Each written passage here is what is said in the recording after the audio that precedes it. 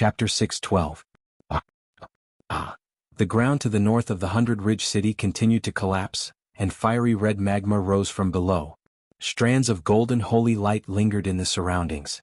20 miles of the 100-Ridge City had collapsed, and the northern part of the 100-Ridge City had completely turned into a living hell. In the sky, flames soared into the sky. Tang Xiaoxi held her head and let out a heart-wrenching scream. Killing Qin Yin with her own hands was an unimaginable pain to her. She would rather be the one killed instead. Swoosh! A strand of blood-red light seeped out of Tang Xiaoxi's eye and condensed into a human body. Just as she was about to leave, Tang Xiaoxi suddenly opened her eyes and stared at her with a pair of golden eyes full of killing intent. "Bastard, do you still want to leave?"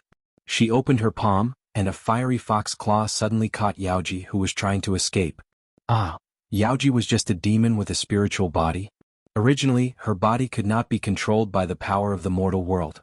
However, at this time, there were strands of golden flame divine power flowing between Tang Xiaoxi's fingers. The divine power could capture everything in the world, including spiritual bodies. For a moment, Yaoji kept screaming, and her body quickly curled up in Tang Xiaoxi's palm. "God Emperor, save me! Saint Master, save me!" Yaoji screamed at the top of her lungs. Bang! Blood splashed. Tang Xiaoxi turned into a nine-tailed fox and squeezed Yaoji's body into a pile of flesh and blood. Looking up, she saw two people standing in the sky. They were the Devil Emperor and the Saint Master of the Devil Clan. At this time, the Devil Emperor and the Saint Master were surrounded by Master Devil power. They were ready to take action as if they were facing a formidable enemy. Tang Xiaoxi understood everything in an instant.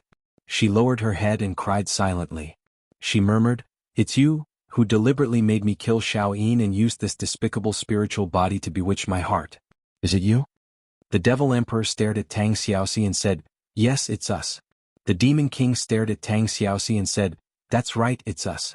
But you have to understand our painstaking efforts. Nine-tailed, you are a monster, and our divine race is called the demon race by the humans. That's right, we all have a demonic nature. You and I are a family. Now that the human race is becoming stronger, the divine race needs your strength, and you also need the protection of the divine race. You have no choice. Nine-tailed Tang Xiaoxi, you belong to the divine race. In your dreams." Tang Xiaoxi suddenly raised her head, her golden eyes filled with ruthlessness. Flame divine power suddenly burst forth, as if a scorching sun had bloomed in the sky. Arg! The Devil Emperor and the Saint Master were directly impacted by the divine power. They let out miserable cries. When they opened their eyes, Tang Xiaoxi was already in front of the Saint Master. Her sharp claws swept across. Swoosh, swoosh, swoosh, demonic shadows flew past and condensed in the palm of the Saint Master. It was like a blood-red demonic plate. He shouted angrily, "5 demons combination, wheel of blood." Bang! The sharp claws of the 9 tails pierced through the wheel of blood and stabbed into the abdomen of the Saint Master. At the same time, the armor of the wheel of blood twisted one of Tang Xiaoxi's arms into a bloody mess. She was going all out. "Your Majesty," the Saint Master howled miserably. He covered his abdomen and retreated in the air. He shouted, "She's crazy? Quick, stop her." The Devil Emperor stood high in the sky. He put his palms together. Demonic seals revolved around his palms. He shouted, "Demonic binding seal." The blood-red demonic binding seal revolved around Tang Xiaoxi. It tightened inch by inch, making it impossible for her to move. These demonic binding seals were crystallized from divine power. Tang Xiaoxi's 9-tailed avatar was suddenly very strong. However, the Devil Emperor and the Saint Master working together was even stronger. Arg! Tang Xiaoxi roared crazily. The divine power of fire turned into sharp arrows that shot in all directions. The Saint Master and the Devil Emperor were instantly injured. The Tang Xiaoxi in front of them was like a beautiful beast that had gone mad. If they wanted to capture her, they would have to pay the price in blood. Saint Master. The Devil Emperor's arms and abdomen were pierced by the flames. He could not help but roar, "What are you waiting for? Use the 6 demons combination to knock her out. Otherwise we will all die here." The Sage Master gritted his teeth. The higher level of the 5 demons' harmonious divine art was the 6 demons' harmonious divine art. However, every time he used the 6 demons' harmonious divine art, his lifespan would be reduced by 20%. Although gods were immortal, lifespan represented power. The price to pay was that every time he used the 6 demons' harmonious divine art, his cultivation would be greatly reduced. "Come on. The Saint Master roared crazily. Countless demonic shadows flew out of his body and gathered in his palms. He brazenly attacked Tang Xiaoxi's back. Bang! Poor Tang Xiaoxi's back was splattered with blood. The back of her head was instantly hit by the Saint Master's palm. Suddenly her eye was blurred, and she slowly fell into a deep sleep. Perhaps Tang Xiaoxi did not want to struggle. She would rather sleep and never wake up. She would never have to face the cruel fact that she had killed Qinin. The Saint Master panted fiercely. Because he had used too much demonic power, two fangs grew out of his mouth. He looked back at the Nephilim Emperor coldly and said, "Your Majesty, your subordinate is done." The Nephilim Emperor raised his palm gently, and a space crack opened behind him. He glanced at Tang Xiaoxi and said, "Which Tang Xiaoxi, you are the queen of the Protoss. Now come home with us." The light flashed and disappeared as if nothing had happened. 20 miles away, the armies of Xiangyu, Luo Xian, and Tang Jin were in a mess.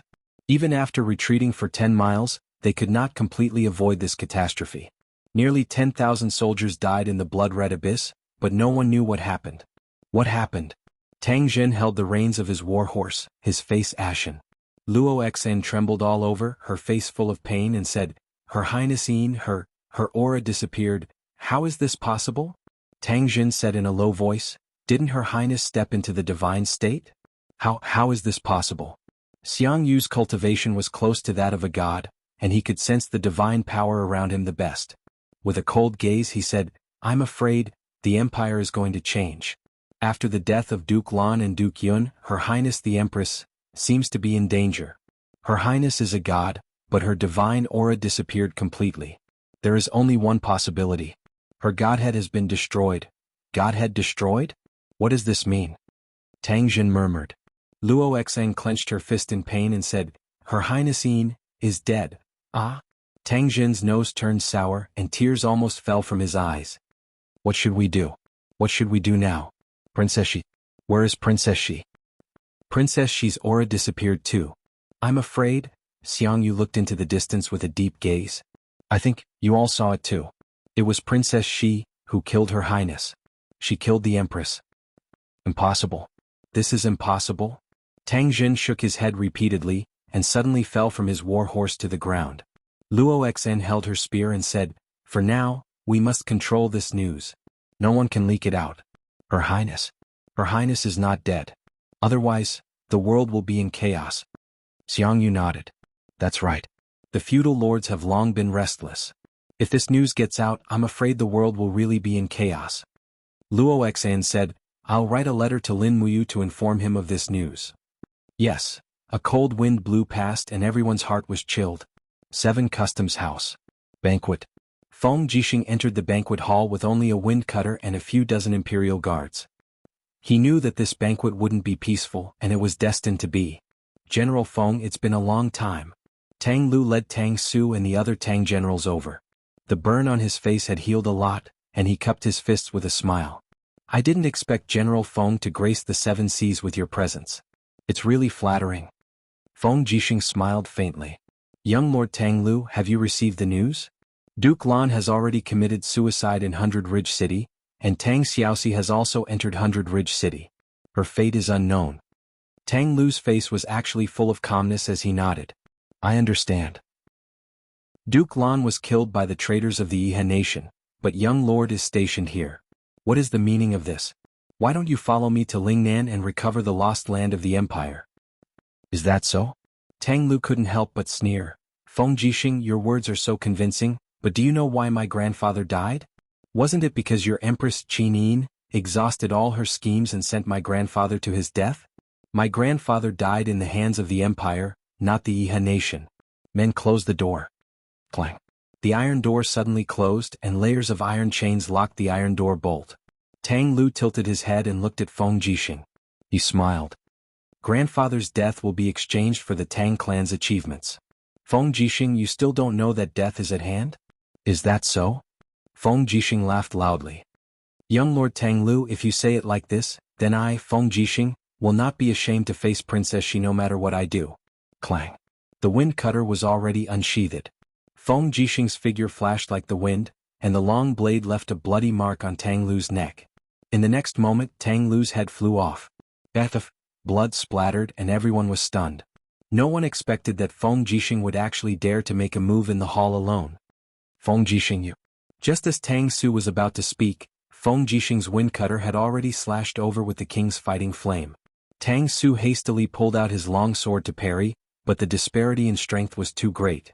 Feng Jixing bellowed and the wind cutter slashed out a storm. It directly minced Tang Su's body into pieces along with the bodies of the few generals behind him. Stepping on the stone floor, Feng Jixing leaped up. He stepped on the mysterious power of the law of wind and walked step by step toward the host's seat. Turning around to look at the group of Tang clan's generals who were at daggers drawn, Feng Jixing shook his palm, and the imperial edict glowed. He said, Empress Qin has decreed that all the generals in the Seven Seas province must listen to me, Feng Jixing, or they will be killed without mercy.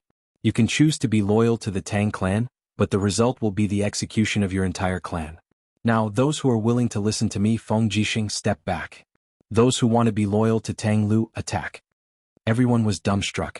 After a long time, kill. After the time it took for an incense stick to burn, the door to the banquet hall opened with a creak. Feng Jixing's white robe was stained with blood.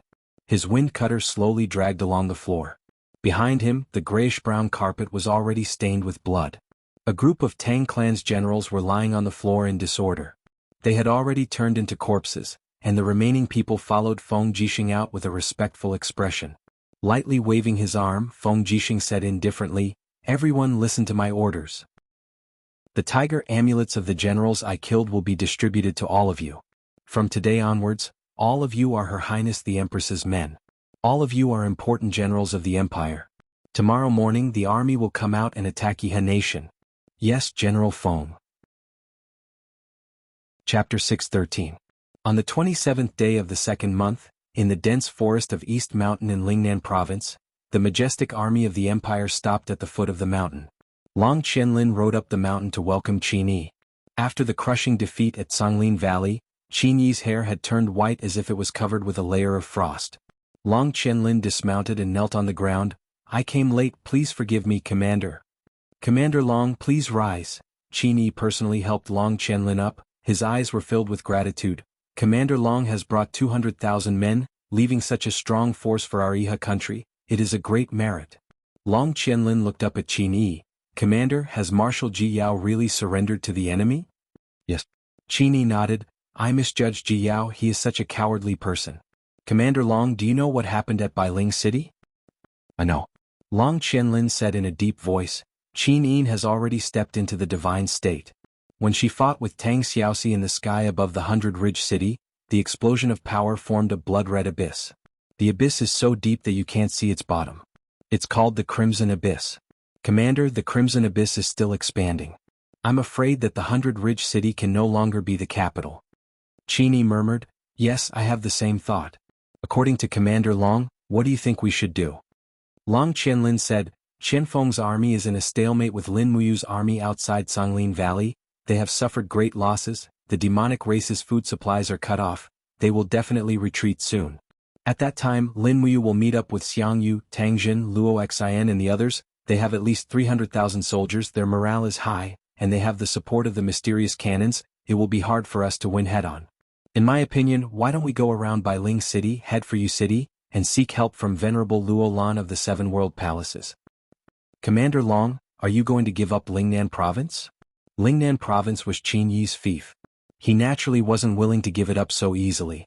Long Qianlin then said, There is no longer any danger in Lingnan Province to defend.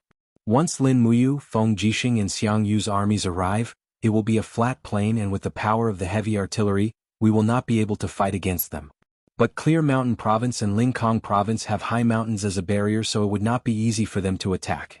We must retreat in order to advance and then send a letter to Marshal Ding Shi in Xi'an City. With the east and west coordinating, we will be ready to counterattack the Empire's army. Alright, we'll do as Commander Long says. In the evening, the mighty army of Yihe country left the forest and headed straight for Mingshan Province. In the southernmost part of Lingnan Province, surrounded by mountains, stood a magnificent palace. This was the Seven World Palace, Luo Lan's residence in the mortal world. It was also one of the most luxurious palaces in this world. Immortal Sovereign. A disciple knelt respectfully on a praying mat and said, Master Han Jun has died for his country. What? Han Jun is dead? Luo Lan's eyes were cold as she asked, "Are you sure?" "Very sure. He was killed by Tang Xiaoxi in her nine-tailed form, but—" The disciple's lips curled into a smile. "I have good news for you, immortal sovereign."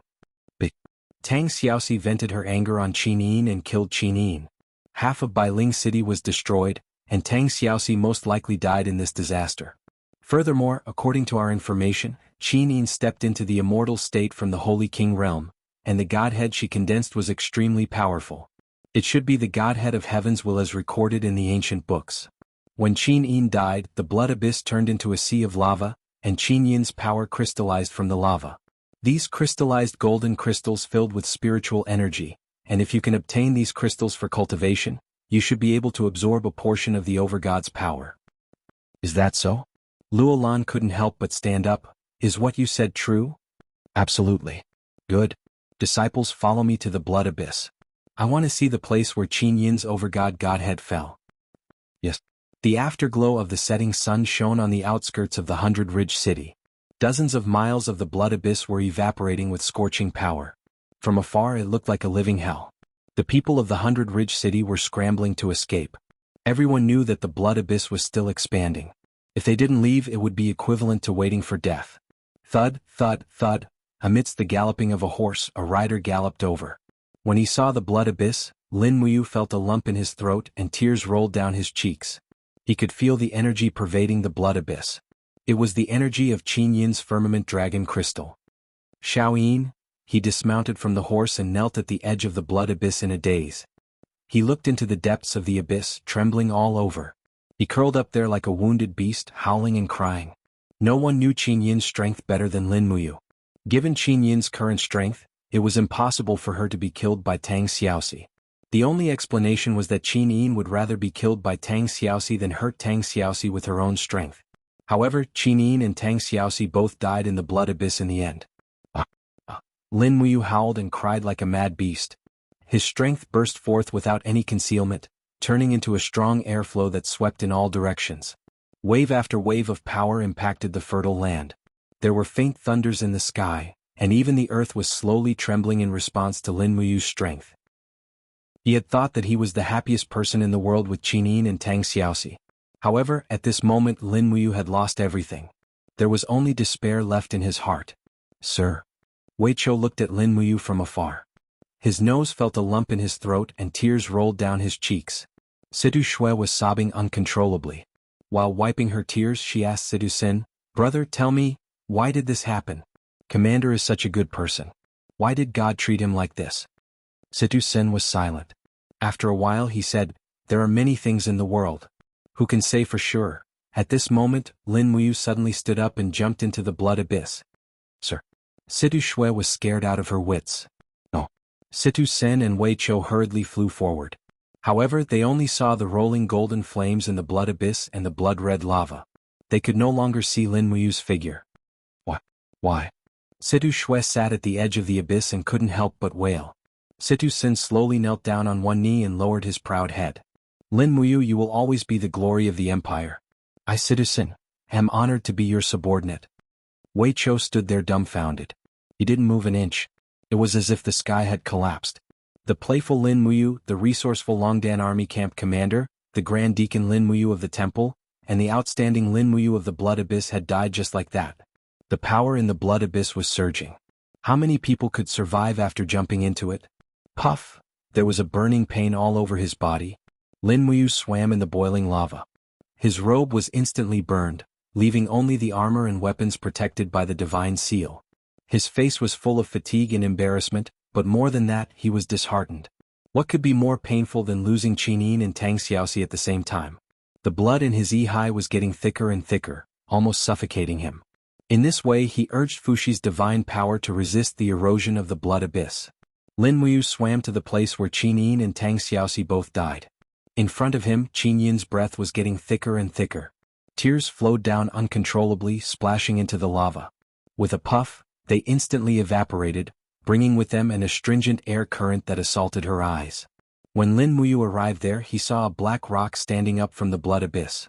Around it there was a golden luster. That should be the essence of Qin Yin's godhead, right? Xiaoyin, Lin Muyu stretched out his palm wanting to hold it, but the essence of the godhead instantly shattered into nothingness, turning into rays of golden light and disappearing into the air. Xiaoyin, Lin Muyu knelt on the rock holding the star sword with one hand. He pierced the blade into the rock to support his body. Soon, the dust in the blood abyss continued to fall, fusing with the rock. Lin Muyu's legs slowly petrified, becoming a part of the rock. He actually chose to petrify himself. Lin Muyu's Yi was in a complete mess. She looked into the sky and let out a heart-wrenching roar. 7 Brilliance Demon Monarch. Big brother. Did you see that? Help me, help me. Outside the myriad worlds and stars, the 7 luminaries Demon Emperor stood at the edge of the palace in a daze, watching the scene in the Heaven Lake illusory ocean. His eyes reddened and tears almost fell. He clenched his fists and muttered, "Silly boy, why are you so stubborn?"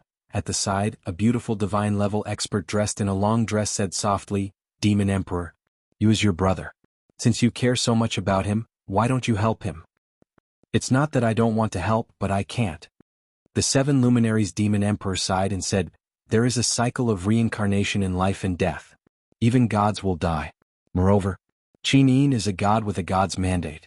Once her god's mandate perishes, she can only escape into reincarnation. No one can save her. Sigh, then what should we do? This is Yu's destiny, his tribulation, his Tao. If you can see through this tribulation and prove his Tao, he will naturally be able to see through everything. Unfortunately, this silly boy. Xiao, I can't do anything about this. You should pay more attention. If it's possible, go to the mortal world and help me persuade this boy. You have the god's mandate of life. Maybe you can help him." The corner of Xiao's mouth curled up slightly and she said with a faint smile, "Demon Emperor, you said it yourself. This is his Tao. Only he can see through it." Sigh. The 7 luminaries Demon Emperor sighed and turned to leave. Xiao smiled and looked at the scene in the mortal world. She said, "You Qin Yin's soul should have been destroyed. I can only help you up to this point. Don't give up." 3 days passed in the blink of an eye. In the crimson abyss, Lin Muyu was covered in dust. He knelt there like a stone statue, holding the stellar sword that had lost its luster. Everything below his chest had become one with the rock. Whoosh! The wind in the air moved and an old figure appeared. It was Qin Han. Looking at Lin Muyu's current state, Qin Han's heart ached. He said softly, "You, my child? Why do you have to torture yourself like this?" Lin Muyu knelt on the ground in silence, not saying a word. Qin Han landed on the ground like an immortal and stood in front of him. He said, "Everything in the world has its karma. I know you love Xiaoyin deeply, but it's time to let go of everything. You and Xiaoyin met and knew each other in Lanyan City. This is fate. Xiaoyin was willing to fall in the crimson abyss. This is fate. Xiaoyin can let go. Why do you have to be so obsessed?" At this time, Lin Muyu finally raised her head and looked at Qin Han. She said softly, "It's not my obsession. It's just that in life, if one doesn't pursue the person they love, then what's the point of living?" Qin Han was silent for a long time. "This is your Tao. If you can prove your Tao, you will be able to see the godly state. If you can't see through it, you will make a mistake for the rest of your life. Ancestor is about to ascend to the heavenly realm. Take care of yourself." Chapter 6:14. On the 15th day of the 3rd month, the scorching temperature of the crimson abyss finally began to cool down slowly. However, there was still a cloud of smoke rising into the sky. Within the cloud of smoke, beams of golden energy slowly gathered and flew towards Lin Muyu's body as if they were being summoned. They played on his legs, abdomen, and the rocks on the surface of his body. He was still in the state of slow petrification. At this moment, Lin Muyu had almost given up on all cultivation. He only wanted to try his best to collect everything that Qin Yin had left behind in the crimson abyss. However, Lin Muyu could only collect the fragments of the celestial dragon crystal. What made him feel that something terrible had finally happened? In the crimson abyss, Qin Yin's aura became fainter and fainter as time passed, to the extent that he almost couldn't catch it anymore. Rustle, rustle. The sound of footsteps came from the rock stratum that had solidified not long ago. A group of people walked out from the cloud of smoke. It was Feng Jixing, Qin Yan, Weiqiu, Chu Yao and the others. They had all arrived. As soon as she saw Lin Muyu's half-petrified appearance, Chu Yao couldn't help but feel a lump in her throat. Hot tears flowed out of her eyes. She walked straight forward and hugged Lin Muyu's already hardened body. She wailed loudly, You don't be like this. You Feng Jixing carried his wind cutter and walked forward with a grave expression. He frowned and said, Her Highness has already passed away. Why do you have to be like this? Besides, the Empire still needs you. The demon race has not been destroyed and the Iha nation is still in the ascendant. With Her Highness gone, the Empire needs someone to take charge. Although Yin has the Qin bloodline, he is still too young and inexperienced. You are the former Emperor's foster son and Her Highness Yin's brother. If you continue to sink like this, the Empire's future will be bleak. Heroes will rise up and we will enter a truly chaotic world. Lin Muyu slowly raised his head and glanced at Feng Jixing with his lifeless eyes. He replied in a very dull voice, Brother Feng, Xiao Yin was killed by Xiao Shi. I want to stay here with her. I want to do everything I can to find Xiao Yin's spirit. But, Feng Jixing frowned and said, if Her Highness Ying was still alive, she would definitely not want you to do this. You are the future ruler of the Empire, how can you waste your time here? Brother Feng, you don't understand. Lin Muyu took a deep breath. Streams of King's fighting flame appeared on the surface of his body, protecting his life force. He looked at Feng Jixing and then at Chu Yao and said, From the day I met Xiao Yin, I knew that she was my destiny. I can't escape, I can't hide. I'll leave the Empire's matters to Brother Feng and Yin. I want to find Xiao Yin and bring her back. Brother? Qin Yan's tears rolled down. He knelt in front of Lin Muyu and said, Brother, when will you come back? How can General Feng and I support such a large empire? When I find Xiao Yin, I will naturally come back. Lin Muyu slowly closed his eyes and said, The poisonous air in the blood-red abyss is too strong. You should leave. Don't stay here and let the smoke damage your body. Chu Yao was the chief deacon of the Spirit Medicine Division. She naturally knew that the smoke in the blood-red abyss contained a strong poison. This was also one of the reasons why Lin Muyu's skin was black and his body was gradually turning to stone. But she had no choice. Just as Lin Muyu said, Qin Yin was his destiny. He had to stay here and could only stay here to search for Qin Yin's return. Wei Chou kicked the broken rocks on the ground. He was somewhat angry but didn't dare to explode. He said in a low voice, Darren, General Feng is leading 300,000 elite troops of Seven Seas City to attack Swift White Province's Sunset City. I am also leading the Longdan Army camp to attack Sky Province. Soon, His Highness Qin Yin will lead the Imperial Army to Tianshu Province to defend against the advanced troops of the demon race. Darren, I hope you wake up soon. Lin Muyu opened his eyes again and looked at Feng Jixing, saying, Big Brother Feng, there are no remnants of Xiao Shi's aura in the blood-red abyss. I suspect that Xiao Shi is still alive. Help me find her. I want to ask Xiao Shi why she wanted to kill Xiao Yin and why she went back on the oath she made back then. And I will. Feng Jixing took a deep breath and knelt down on one knee towards Lin Muyu. He cupped his fists and said, Since Your Highness Yu is temporarily unwilling to leave, then Feng Jixing and Qin Yin will lead the army to attack Lingnan and recover the lost land. I hope that Your Highness Yu will return soon. I will come see you again. And everyone go. Lin Muyu slowly closed his eyes. The smoke in the blood-red abyss once again slowly fell on his face and eyelashes, speeding up the process of his body turning into stone. Chu Yao stood up and wiped away her tears, saying, I will wait for your return in Lanyan City. Everyone left. Lin Muyu still maintained the posture of kneeling on one knee and holding the sword with one hand. The tattered cloak pieces that were blown away by the strong wind no longer moved. Instead, they fused with the stone and remained frozen in the air. In the surroundings, specks of faint golden starlight danced in the blood-red abyss, but in the end, they were all directed at Lin Muyu's hand that was holding the sword. Rays of golden light lingered around the star's sword and seeped into Lin Muyu's body. A few days later, thunder rumbled in the sky. Rays of golden light flickered in the sky above Bailing City. It was the oracle. No, it was the descent of the God's truth. Only the God of heaven could descend upon the mortal world with such an earth-shattering aura. The dark night sky was brightly illuminated. The smoke in the blood-red abyss was poisonous, so Bailing City had almost become a wasteland. People left their homeland one after another, but there were still some scavengers looking at the sky in the middle of the night. They were dumbfounded. They had never seen such a spectacle in their entire lives. A beautiful figure stepped on the clouds and arrived above the blood-red abyss step by step. It was a beautiful fairy. Her face was exquisite and flawless, her skin was white as cream, and her figure was graceful. She could be said to be a peerless beauty. However, the pieces of soft armor that covered her body and the sharp sword in her hand let people know that this fairy was a sharp and unapproachable person. The person who came was Xiao, the #1 God Emperor under the 7 luminaries Demon Emperor. Xiao's beautiful eyes looked at Lin Muyu, who was slowly petrifying in the blood-red abyss. She couldn't help but feel sad. She floated down and stepped into the blood-red abyss with golden oracle halos. The sound of her exquisite and small battle boots stepping on the rock stratum woke Lin Muyu up. "Who are you?" Lin Muyu asked indifferently. She wasn't moved by Xiao's powerful God Emperor power. Xiao held her long sword and walked forward step by step. The surrounding poisonous smoke retreated automatically, as though it was afraid of her. Xiao stared at Lin Muyu, whose lower body was already wrapped in rocks. She said, Are you really going to petrify in this void?" "I'm not." Lin Muyu slowly opened his palm. Rays of golden power were enshrouded in it. He muttered, "Xiaoyin's power will guide me to her. I can definitely do it." Xiao couldn't help but feel a lump in her throat. She was amused and touched.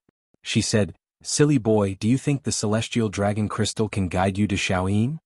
Who are you exactly?" Xiao bowed and said, "I'm one of the God Emperors under the 7 luminaries Demon Emperor, Fairy Xiao." "Xiao," Lin Muyu looked up at her and said, You're a God Emperor. You must know where Xiaoyin is. You must know how to resurrect Xiaoyin. Am I right, Xiao? Tell me." "No." Xiao shook her head gently and said, "The cycle of life and death is an unchanging law. Even God Emperors can't control it. Back then, the Demon Emperor was able to resurrect you because he used his divine power to suppress your 3 spiritual and 7 physical souls so that your soul wouldn't dissipate. Naturally, you could reconstruct your body. But now, can you still feel Qin Yin's aura in the Crimson Abyss? Her 3 spiritual and 7 physical souls have already dissipated. You give up. Qin Yin has already escaped into the cycle of reincarnation. Even God Emperors can't control this fact. Why are you still chasing after her so bitterly?" "No, it can't be." Lin Muyu suddenly withdrew his palm and held the celestial dragon crystal spiritual essence that he had collected. He said, "The power of the celestial dragon crystal will guide me to her. I will definitely find Xiaoyin. She must be waiting for me somewhere." As he spoke, a stream of turbid blood flowed down from the corner of Lin Muyu's eyes. He could no longer shed tears. He could only shed tears of blood and rocks. Xiao's delicate body trembled. She bit her red lips and said, Do you really want to persist like this?" "Fairy Xiao." Lin Muyu looked at her and said, "I heard that once the divine truth of the heaven realm descends upon the human realm, it will consume 1,000 years of cultivation. Did you come here just to tell me to give up?" "Yes." Xiao nodded. "That's right. Qin Yin's 3 spiritual and 7 physical souls have already dissipated. She might have already started a new cycle of reincarnation. You definitely won't be able to wait for her here. You give up. Your innate talent and comprehension are outstanding. There's no need to ruin your cultivation here, right? What message does the Demon Emperor want you to pass to me?" "Heaven and earth change, only the heart remains the same. Heaven and earth change, only the heart remains the same. Heaven and earth change, only the heart remains the same." Lin Muyu couldn't help but laugh miserably and said, "I think I understand what he means. Xiao, thank you for coming. Go back and help me tell the Demon Emperor that he's waiting for me in the heaven realm. One day, I will ascend and stand shoulder to shoulder with him in the myriad of stars." "Okay." Xiao bowed once again and said, "Then, this little girl will take her leave. You take care." Xiao leaped up and soared into the sky. Rays of golden ring-shaped light lingered around her as she flew. In the blink of an eye, her speed became faster and faster. Finally, she broke through the restraints of space. Xiao's figure disappeared and she had already entered another plane, Heaven Realm. "You're back? You've worked hard." In the Pond of Illusion, the 7 luminaries Demon Emperor stood there alone. His gaze was fixed on Lin Muyu in the Pond of Illusion. He frowned and said, "This silly boy, his Tao, what kind of Tao is it?" Xiao said softly, "Demon Emperor, didn't you say it yourself? Heaven and earth change, only the heart remains the same." I think this sentence is most suitable for Lin Muyu. Heaven and earth change, a lifetime of glory and splendor, even the great Tao Xiaoyao can't move his heart. Such a person is worthy to be your brother, Demon Emperor. "Ha, that's right, that's right." The 7 luminaries Demon Emperor clenched his fists and said, "Then, I'll wait for him in the heaven realm to stand shoulder to shoulder with me." Chapter 6:15. Time flew, and the smoke in the blood-red abyss had dissipated. The lava had turned into rocks, and the surface temperature had gradually returned to normal. Only the smoke rising from the fiery holes in the rock layer reminded people that this was the blood-red abyss, the abyss that had destroyed the entire Hundred Ridge city. There were many legends about what had happened in the blood-red abyss. Some said that the empire's empress, Qin Yin, and the princess, Tang Xiaoxi, were buried in the blood-red abyss. Some also said that Qin Yin had not died, but had ascended to the heaven realm. At least, this was what Feng Jixing, Qin Yan, and the others said. Otherwise, once the news of Qin Yin's death spread, the world would definitely be in chaos. However, there were also people who said that a peerless expert was sealed in the blood-red abyss, a young expert who had changed the history of the entire continent. His name was Lin Muyu. However, no one could find where Lin Muyu was. The only place that could be found was in the center of the blood-red abyss, where there was a 100-meter-tall rocky mountain. Some people said that Lin Muyu had sealed himself in the rocky mountain. He was waiting for the return of his true love. However, these seemed to be just legends. Many of them were fabricated by busybodies to be used as a topic for people to talk about after meals. Smoke and clouds lingered, and the majestic rocky mountain stood in the blood-red abyss like a spectacle. No one could understand why the dust in the blood-red abyss would gather together and form a mountain. In the depths of the rocky mountain, a young figure was still kneeling on one knee. In his hand was a starry sharp sword that had lost its original luster. In the blink of an eye, half a year had passed, and Lin Muyu seemed to have truly become a part of the mountain. On the 7th day of the 7th month in the year 7736 of the Empire calendar, Feng Jixing took drastic measures and surrounded Sunset City. He then took over the granaries of the dozens of counties south of Sunset City. After surrounding Sunset City for 4 months, Ding Shi was finally defeated due to a lack of rations. Nearly half of the 300,000 soldiers defending Sunset City were killed. Ding Shi led the rest of his troops out of the Swift White Province and headed for the southernmost Bright Mountain Province of the Shattered Cauldron Realm continent. In the same month, Wei Qiu led the Genshin Battalion to attack Linкong Province. Xiang Yu mobilized his troops from Hundred Ridge City and the Imperial Army recovered Lingnan Province, Linкong Province and Swift White Province of the Yihe Kingdom, taking 70% of the Yihe Kingdom's land. Ding Shi and Long Qianlin retreated step by step with their 200,000 soldiers. The empire was too powerful. The empire was too powerful. The empire was too powerful. They retreated to defend Mingshan Province, and relied on Shangyang City to fight with the empire. On the 12th of August, the empire's army gathered on the plains to the north of Mingshan Province. The grand army of 600,000 was astonishing. Under the scorching sun, the army advanced slowly, bypassing a chain of mountain peaks. The sacred peak was where Luolan's 7 world palaces were located. The sacred peak was shrouded in mist, and it looked like a celestial abode. Wei Qiu looked in the direction of the 7 world palaces and said coldly, "That old dog Luolan helped the Yihe Kingdom conquer Lanyan City. He probably didn't expect this day to come. Why don't we surround the 7 world palaces and kill Luolan with 1,000,000 soldiers?" "There's no need." Feng Jixing waved his hand lightly and said, "Luolan has done all sorts of bad things. An evil god like him will be punished by the heavens. We've been traveling for days and our soldiers are already exhausted. Besides, the terrain of the sacred peak is dangerous, and it's not conducive for an army to fight. Instead, the cultivators of the 7 world palaces will have a great advantage. It's not wise to attack the mountain now. If Luolan is courting death, he'll naturally come down to deal with us. Otherwise, there's no need for us to provoke him." "Yes." Wei Qiu nodded. "Are there any new developments in the Crimson Abyss?" Feng Jixing asked. "No." Wei Qiu said, "The Rocky Mountain is getting thicker and thicker, and the people we sent could no longer find Commander Yu. In the blink of an eye, a few months have passed and Commander Yu hasn't eaten or drunk anything. I really don't know what to do." Feng Jixing sighed and slowly urged his horse. "Yu is blessed by the heavens. I hope he's fine. Besides, Yu has Fushi's divine power, and he shouldn't be tortured to death by hunger. Moreover, he's already in a state of hibernation. I didn't expect the dignified #1 general of the empire to seal himself in the blood abyss." Wei Qiu murmured, "Commander Yu's love for Her Highness Yin is deep, and I'm afraid it's not something we can understand." "That's right." Feng Jixing looked at the endless army on the main road and said in a low voice, "Where's the herald?" The sound of horse hooves came closer, and a herald respectfully said, "Marshal, what's the matter?"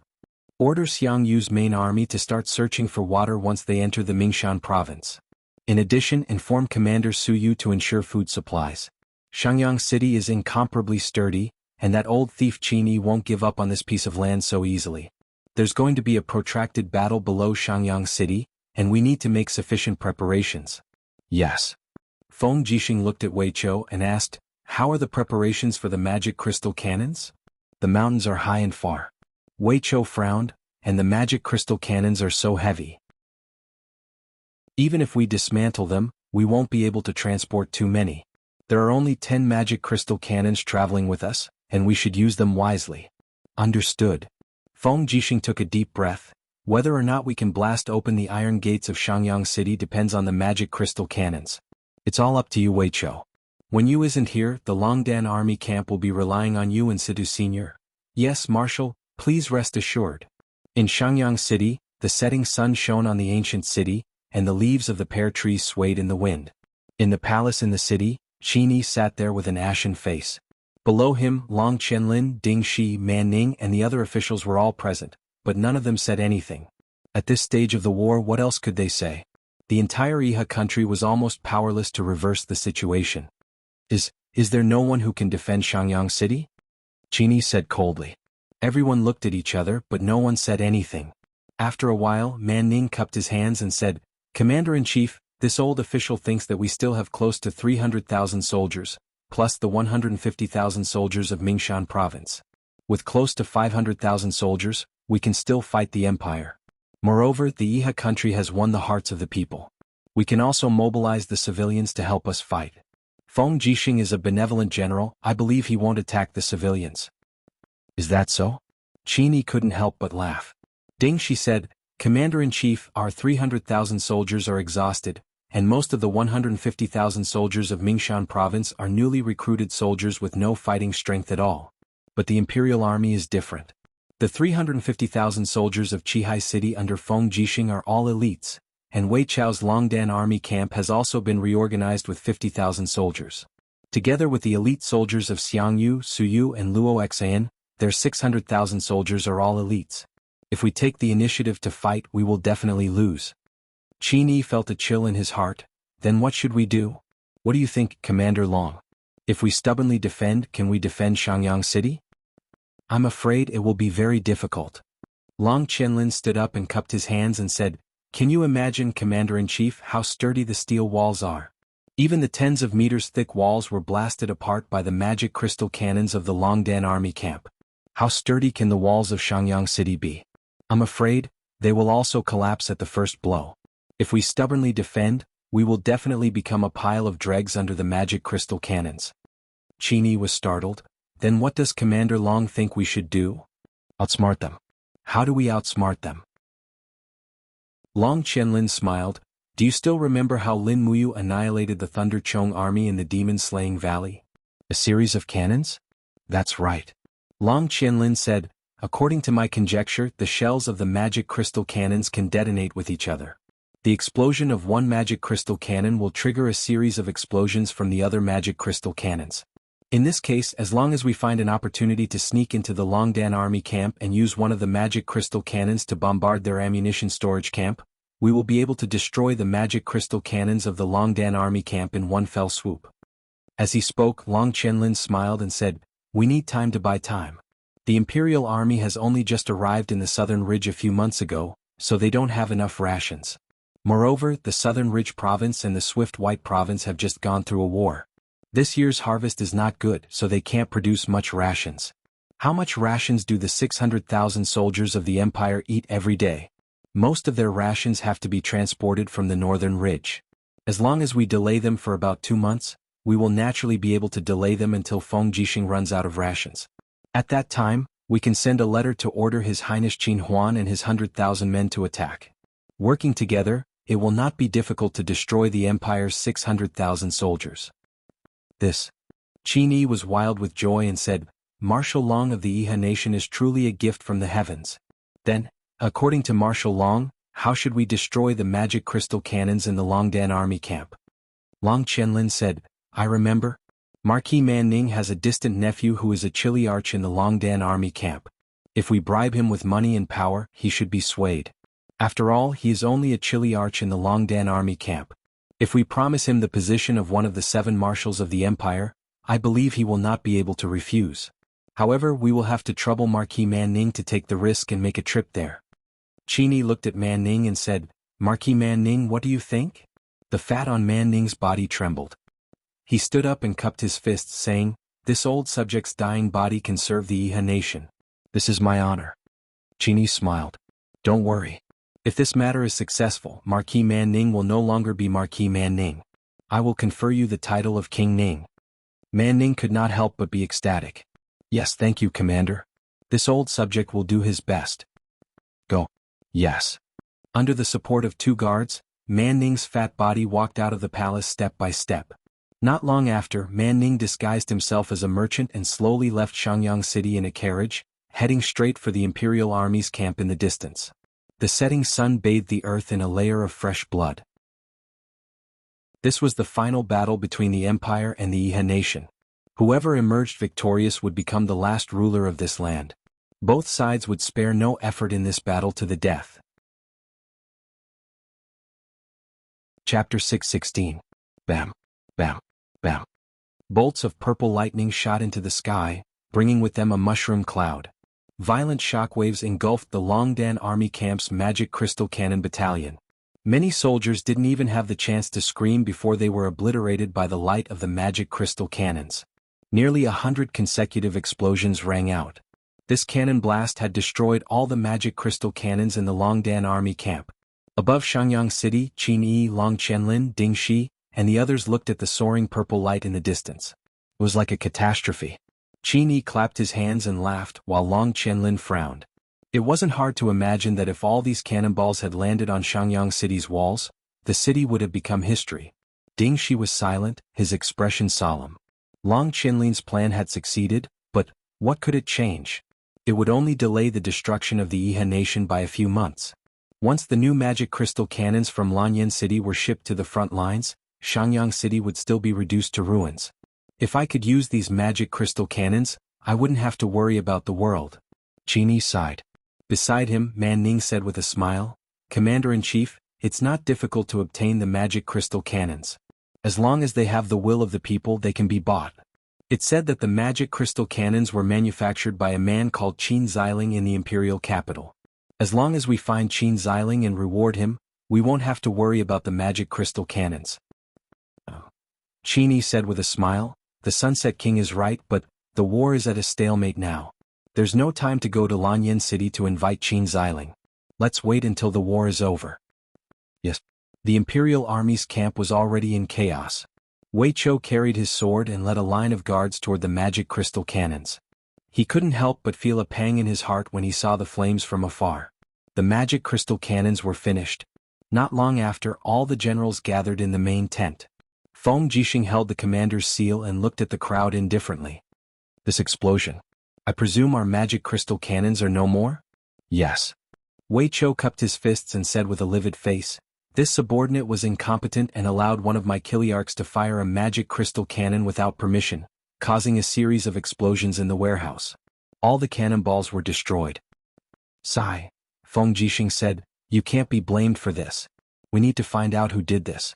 We need to come up with a long-term plan. Tell me, since we don't have the magical crystal cannons anymore, how are we going to take Shangyang City? Suer said, the walls of Shangyang City are 20 meters tall and are extremely sturdy. The gates are made of pure iron and are 1 meter thick. Siege chariots are of no use at all. Add to that the fact that Shangyang City is supported by nearly 100 wealthy provinces, and it will be very difficult to take the city by force. We have to attack even if it's difficult. Xiang Yu frowned and said, I suggest that we start attacking the city tomorrow. Every legion will attack the city for 3 days, taking turns to attack. This will tire out the defenders of Shangyang City. Then we will send small groups of soldiers to infiltrate Shangyang City through the 2 mountain ranges and spread rumors that Qin Yi intends to abandon the city. This will disrupt their morale and cause Shangyang City to collapse on its own. Alright, that's the only way. Feng Jixing looked at Wei Chou and said, when will the next batch of magical crystal cannons be delivered? In a month. We need a heavy escort. We can't afford to make any more mistakes. Don't worry, Marshal. This subordinate will personally escort them. I'm good. Feng Jixing looked at the starry sky outside the tent and couldn't help but sigh. If only you were here. Suyu, Weiqiu, Situ Sen, Situ Shui, Zhang Wei and the others were immediately moved. Yes, if Lin Muyu were here, perhaps she would have a brilliant plan, and they wouldn't have to attack the city by force. Attacking by force meant that they would have to use the flesh and blood of the imperial soldiers to forge a new throne. Even though no one knew who would sit on this throne. Late at night, Feng Jixing still couldn't sleep with the military book in his hands. At this moment, a guard's voice came from outside. Marshal, Divine Marquis Jin Yifan, Commander Su Yu, Commander Wei Chou, Commander Qin Yan, Commander Xiang Yu and Commander Luo Xan request an audience. These 4 people were the pillars of their respective armies. Ever since Tang Lan and Su Muyun died and Tang Xiaoxi's whereabouts were unknown, these people were the true pillars of the empire. Come in. There must be an important matter for them to come in the middle of the night. After the group of people entered the tent, Feng Jixing put down the military book, stood up and cupped his fists. May I know what brings all of you here in the middle of the night? Everyone looked at each other, seemingly trying to shirk responsibility. Finally, Suyu stepped forward, cupped her fists and said, General Feng, you are the current marshal of the empire. The Empress's final edict was to confer you the title of marshal. Now, you is sealed in the Crimson Abyss, and you are the person with the highest military authority in the empire. We would like to ask, what plans do you have for the empire's future? Feng Jixing couldn't help but feel a headache coming on. Su Yu's meaning was self-evident. Now that Qin Yin was dead, the empire needed a new ruler. A country couldn't be without a ruler. Xiang Yu cupped his fists and said, Ever since the empire entered Lingnan, we have been winning every battle. Now that the empress has fallen, the empire needs a new ruler. General Feng, the empire needs a new ruler. Ruler? Feng Jixing replied somewhat woodenly. Su'er said, General Feng, we are all important ministers of the empire. Although Xiaoyin didn't leave behind any words before she left, I'm sure Xiaoyin also doesn't want to see the empire fall apart. Everyone, what do you think? Feng Jixing said softly. He knew that the future ruler of the empire depended on who these people were willing to support. Xiang Yu frowned and said, We need a legitimate ruler with the bloodline of a ruler. Now, there aren't many people with the bloodline of the Qin family. His Highness Qin Yan is the person with the bloodline closest to Her Highness Yin. The other people are Qin Yong, Qin Jiu and the others from Prince Zhong's residence. In my opinion, we should support Qin Yan as the new ruler of Great Qin. What does General Feng think? Feng Jixing didn't reply, but looked towards Qin Yan and asked, Yan, are you willing to be the ruler of Great Qin? Qin Yan stared blankly and hurriedly said, I'm not willing to steal my cousin's empire. Moreover, I don't know anything about the matters of an emperor. I don't even know how to face the imperial court. If I become the ruler, I will only harm the empire and the people. I hope that General Feng will reconsider. Feng Jixing sighed, Are there any other candidates? There is. Zheng Yifan stroked his beard and said, Lin Muyu, sealed in the blood-red abyss, is the foster son of the previous emperor and Her Highness Yin's foster brother.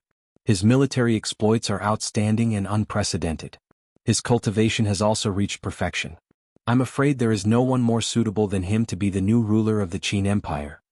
Zheng Yifan was the only old official present, so his words naturally carried a lot of weight.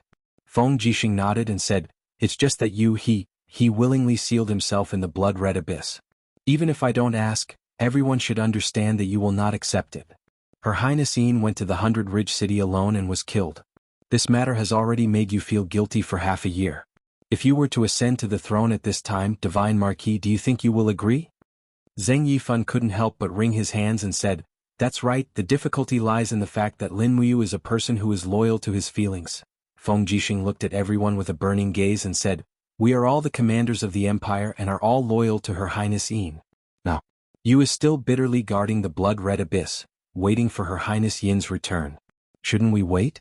I think the Qin Empire will no longer support an emperor and will only confer titles of nobles. We will guard this 10,000 miles of territory and wait for the day when Her Highness Yin returns. How about it? Yes. Everyone cupped their fists.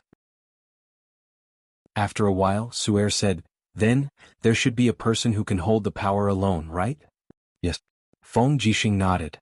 After we break into Shangyang City and kill Qin Yi Long Qianlin, and the other enemies, I will personally go to the blood-red abyss and ask you to ascend to the throne. If he is unwilling, then we will have to trouble Yan. Qin Yan was stunned. Feng Jixing's palm lightly covered Qin Yan's shoulder and he said, This is your responsibility. There's no need to decline. None of us here have the qualifications to proclaim ourselves emperors. We are all waiting. Waiting for the day Her Highness Yin returns. Yes. By Ling City. Clouds and smoke shrouded the sky above the blood-red abyss. A group of fast horses galloped over and a group of cultivators dismounted. Each of them had the emblem of the 7 world palaces on their arms. In the air an old man stepped on clouds. It was Luolan, who had already cultivated to the peak of the hierarch realm. Luolan was a cautious person. As one of the state advisors of the Iha country, he had gone into hiding after the Iha country's defeat. He also knew that he could not defy the will of the heavens. The Iha country had lost, suffered a crushing defeat. Under such circumstances, defying the will of the heavens was undoubtedly harming himself. This is the blood-red abyss? Luolan laughed coldly, looking disdainfully at the abyss. A group of disciples jumped into the abyss. There was no lack of saints among them. All of them held weapons in their hands and walked carefully in the abyss. In the distance, a rock mountain stood tall. A disciple hurriedly said, "Celestial Sovereign, look. That is the rock mountain that Lin Muyu sealed himself in. His body is within that rock mountain." "Follow me." Yes. The group of people flew over. When they arrived at the foot of the rock mountain, they found that the rock mountain was extraordinarily big. It was very majestic and there were patches of green on it.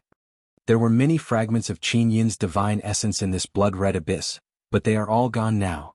Lin Muyu must have taken them away. A disciple said angrily. Lin Muyu said that he would wait here for Qin Yin's return. Return? Luolan could not help but laugh coldly. I'm afraid he won't have that chance. Today Luolan will break the mountain and take his life. I will make sure that Lin Muyu will never recover. All of you get out of my way. I'm going to attack. Today I will send Lin Muyu and Qin Yin to hell together. Yes. The disciples dispersed one by one. Luolan stepped in the air and suddenly let out a low roar. Suddenly, golden light flowed around his arms. When he put his palms together above his head, his divine power condensed into a peerless divine saber. It was the power of Luolan's martial soul, demon blood saber. Boom. The ground shook and the top half of the rock mountain was smashed by Luolan's saber. Again. Luolan roared and struck again. Bang. Rocks flew everywhere, and the stone mountain instantly cracked open from the center.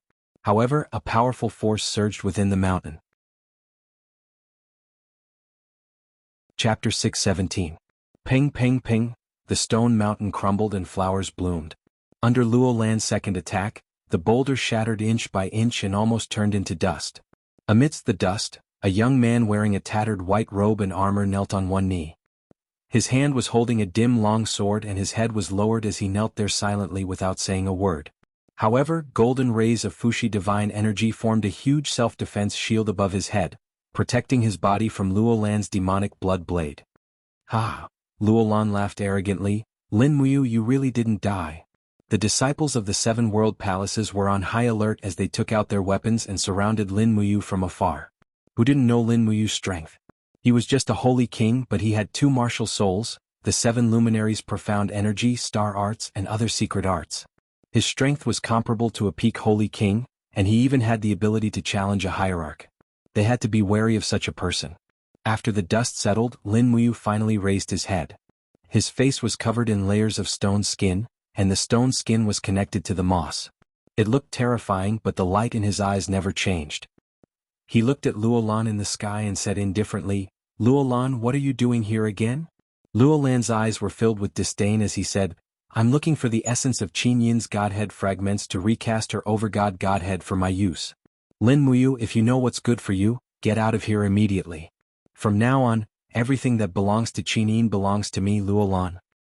Bullshit. Lin Muyu's voice was very calm as he said indifferently, "This is the place where Xiaoyin rests. Get out of here with your lackeys and I can consider sparing your lives." Dream on. Luolan laughed loudly, "You're already sealed in stone and can't even protect yourself. You still want to threaten us? Lin Muyu, you wasted the efforts of the 7 luminaries demon emperor to nurture you. Look at yourself now. You're willing to seal yourself in stone for a woman. You're dreaming if you think you can conquer the heaven realm with such ambition. You should just die obediently. Hell is the most suitable place for you in the 3 realms." Lin Muyu did not say a word. She struggled with all her might, only to find that most of her body had turned into rock and had become one with the earth in the depths of the crimson abyss. Her veins were also connected to thin vines. Now it was as if her entire body was tied up there, unable to move. "You piece of trash, take my blade." Luolan roared, his eyes glowing fiercely. He took out the demon blood blade and his divine power surged. He suddenly slashed down from the sky, using at least 30% of his divine power. Suddenly the surrounding air seemed to solidify. Before the blade hit the ground of the blood abyss had already started to crumble inch by inch. Rock fragments swirled in the air and exploded in the air. A strong sense of oppression came crashing down from the sky. Lin Muyu couldn't help but be secretly shocked. Luolan's cultivation was no longer the Luolan of a few years ago. He had indeed reached the peak of the first heaven of the divine state. His Yi was filled with blood-red chaos. Lin Muyu couldn't summon much power. The king's combat flame in his body seemed to have gone dormant. Only a strand of Fushi's divine power could resist the enemy. With a roar, Fushi's divine power condensed into a dragon blood shield above his shoulder. Bang! That earth-shattering attack caused Lin Muyu's body to tremble as she fell several meters into the ground.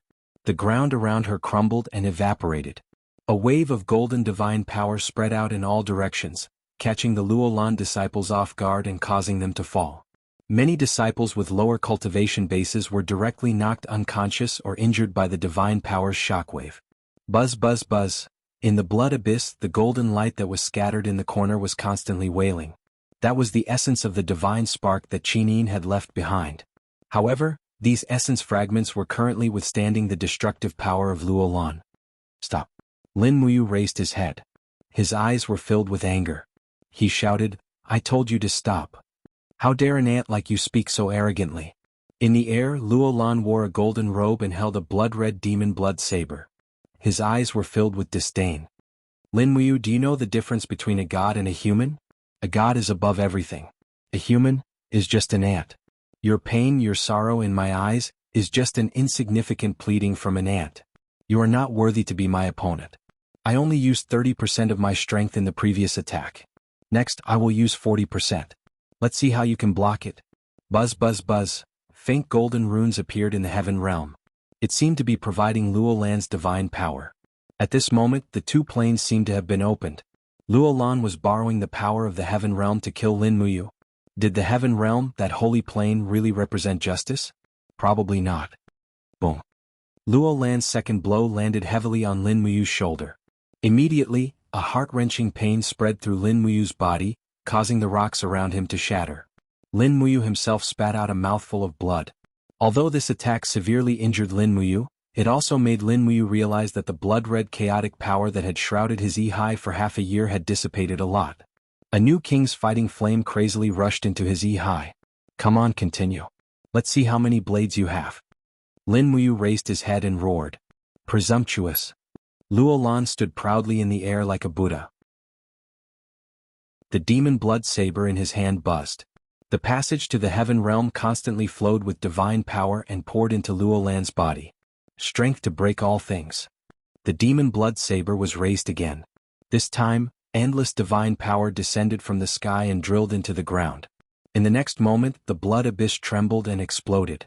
This huge blood abyss was being destroyed at a rapid pace. The last bit of power that Qinin left on the ground was also quickly dissipating. "Stop." Lin Muyu's eyes were bloodshot as he roared. "Are you angry?" Luolan laughed. "I want you to be angry. I want you to be angry, but you can't do anything about it. I want you to be angry, but you can only watch as I control everything. This is the difference between a god and an ant. Now die." Buzz. The demon blood saber descended from the sky and slashed the dragon blood battle shield that Fushi had condensed with divine power for the third time. Bang. The sky shook and the ground shook. The entire surface of the blood abyss was violently collapsing. The barren walls of Bailing City in the distance were also collapsing. Luolan's current cultivation was no longer a disgrace to the word God. Perhaps only a god could have the ability to destroy heaven and earth. Pooh! Fresh blood splattered on the ground. Lin Muyu was already heavily injured, but his unyielding will allowed him to continue persevering. However, what worried him was that before he died, this blood abyss would be destroyed by Luolan. Around him, the disciples of the seven world palaces saw that the outcome had been decided. All of them were grinning from ear to ear. An immortal venerable strength is indeed unparalleled in the mortal world. Lin Muyu is dead for sure this time. He's the one courting death. As an ant, he actually dares to challenge the might of the heavens. He's simply courting death. Immortal venerable, one more slash, chop Lin Muyu's dog head into pieces. Haha, what 4 heroes of Lan Yin. What wind, rain, thunder and lightning. They're just a bunch of jumping clowns. Immortal venerable, strengthen the might of our 7 world palaces. The ridicule from the crowd could not enter Lin Muyu's ears. All of his emotions were concentrated in his EC. Luo Lan's third slash had split the blood chaos in his EC by 30%. 2 more slashes, maybe 1 more slash would be enough to disperse the seal that had appeared out of nowhere. Still not dead yet? Luo Lan stood in the air and sneered. The demon blood saber buzzed and trembled. Godly energy rapidly poured into it. This time, at least 70% of the godly energy was gathered. The demon blood saber spun in the air and slashed down with great force. Boom. The ground completely collapsed. Lin Muyu fell several hundred meters, his petrified body falling into the boiling lava. Luo Lan waved his hand, and his godly energy spread out like a huge net in the air, protecting the group of disciples so that they would not fall into the second layer of the blood abyss. Wow. Lin Muyu still maintained his kneeling position. He held the sword in one hand as he knelt in the boiling lava. Looking up at the sky, a faint golden light shone in his eyes. Shio shio shio. Rays of holy light rippled under his feet. His EC had never been so clear before. Moreover, all the auras, energy, changes of the stars, and the rotation of the universe seemed to be crystal clear. At this moment Lin Muyu had entered a whole new realm, the Saint Heaven realm. Finally, thanks to the power of Luo Lan's fourth slash, Lin Muyu had stepped into the third layer of the Saint realm. In the air, Luo Lan saw everything clearly. He could not help but feel a chill in his heart. His embarrassment turned into anger, and he poured all of his godly energy into the demon blood saber. In an instant, the sky turned dark, and beams of golden light poured into Luo Lan's body. After the full power was released, Luo Lan's eyes had already turned golden, the unique color of a god's eyes. Kill? Luo Lan descended from the sky, concentrating all of his strength into a single slash. This was already Luo Lan's strongest attack at his current cultivation level. Lin Muyu did not have any fear in his heart. The Saint Heaven realm's power continuously attacked every part of his body, and the rock layer on the surface of his body cracked and cracked. The light from the stellar sword in his hand soared into the sky, and he met Luo Lan's attack head-on. He did not use any techniques, but simply used Fushi's godly energy to meet Luo Lan's full power attack head-on. Bang, bang, bang. 3 consecutive loud sounds rang out, and a splatter of blood splattered in the air. Celestial Sovereign, this is impossible. This is impossible. The group of disciples from the 7 world palaces were all dumbfounded. In the air, Luo Lan's body fluttered down like cotton, while Lin Muyu wielded the astral sword in his hand.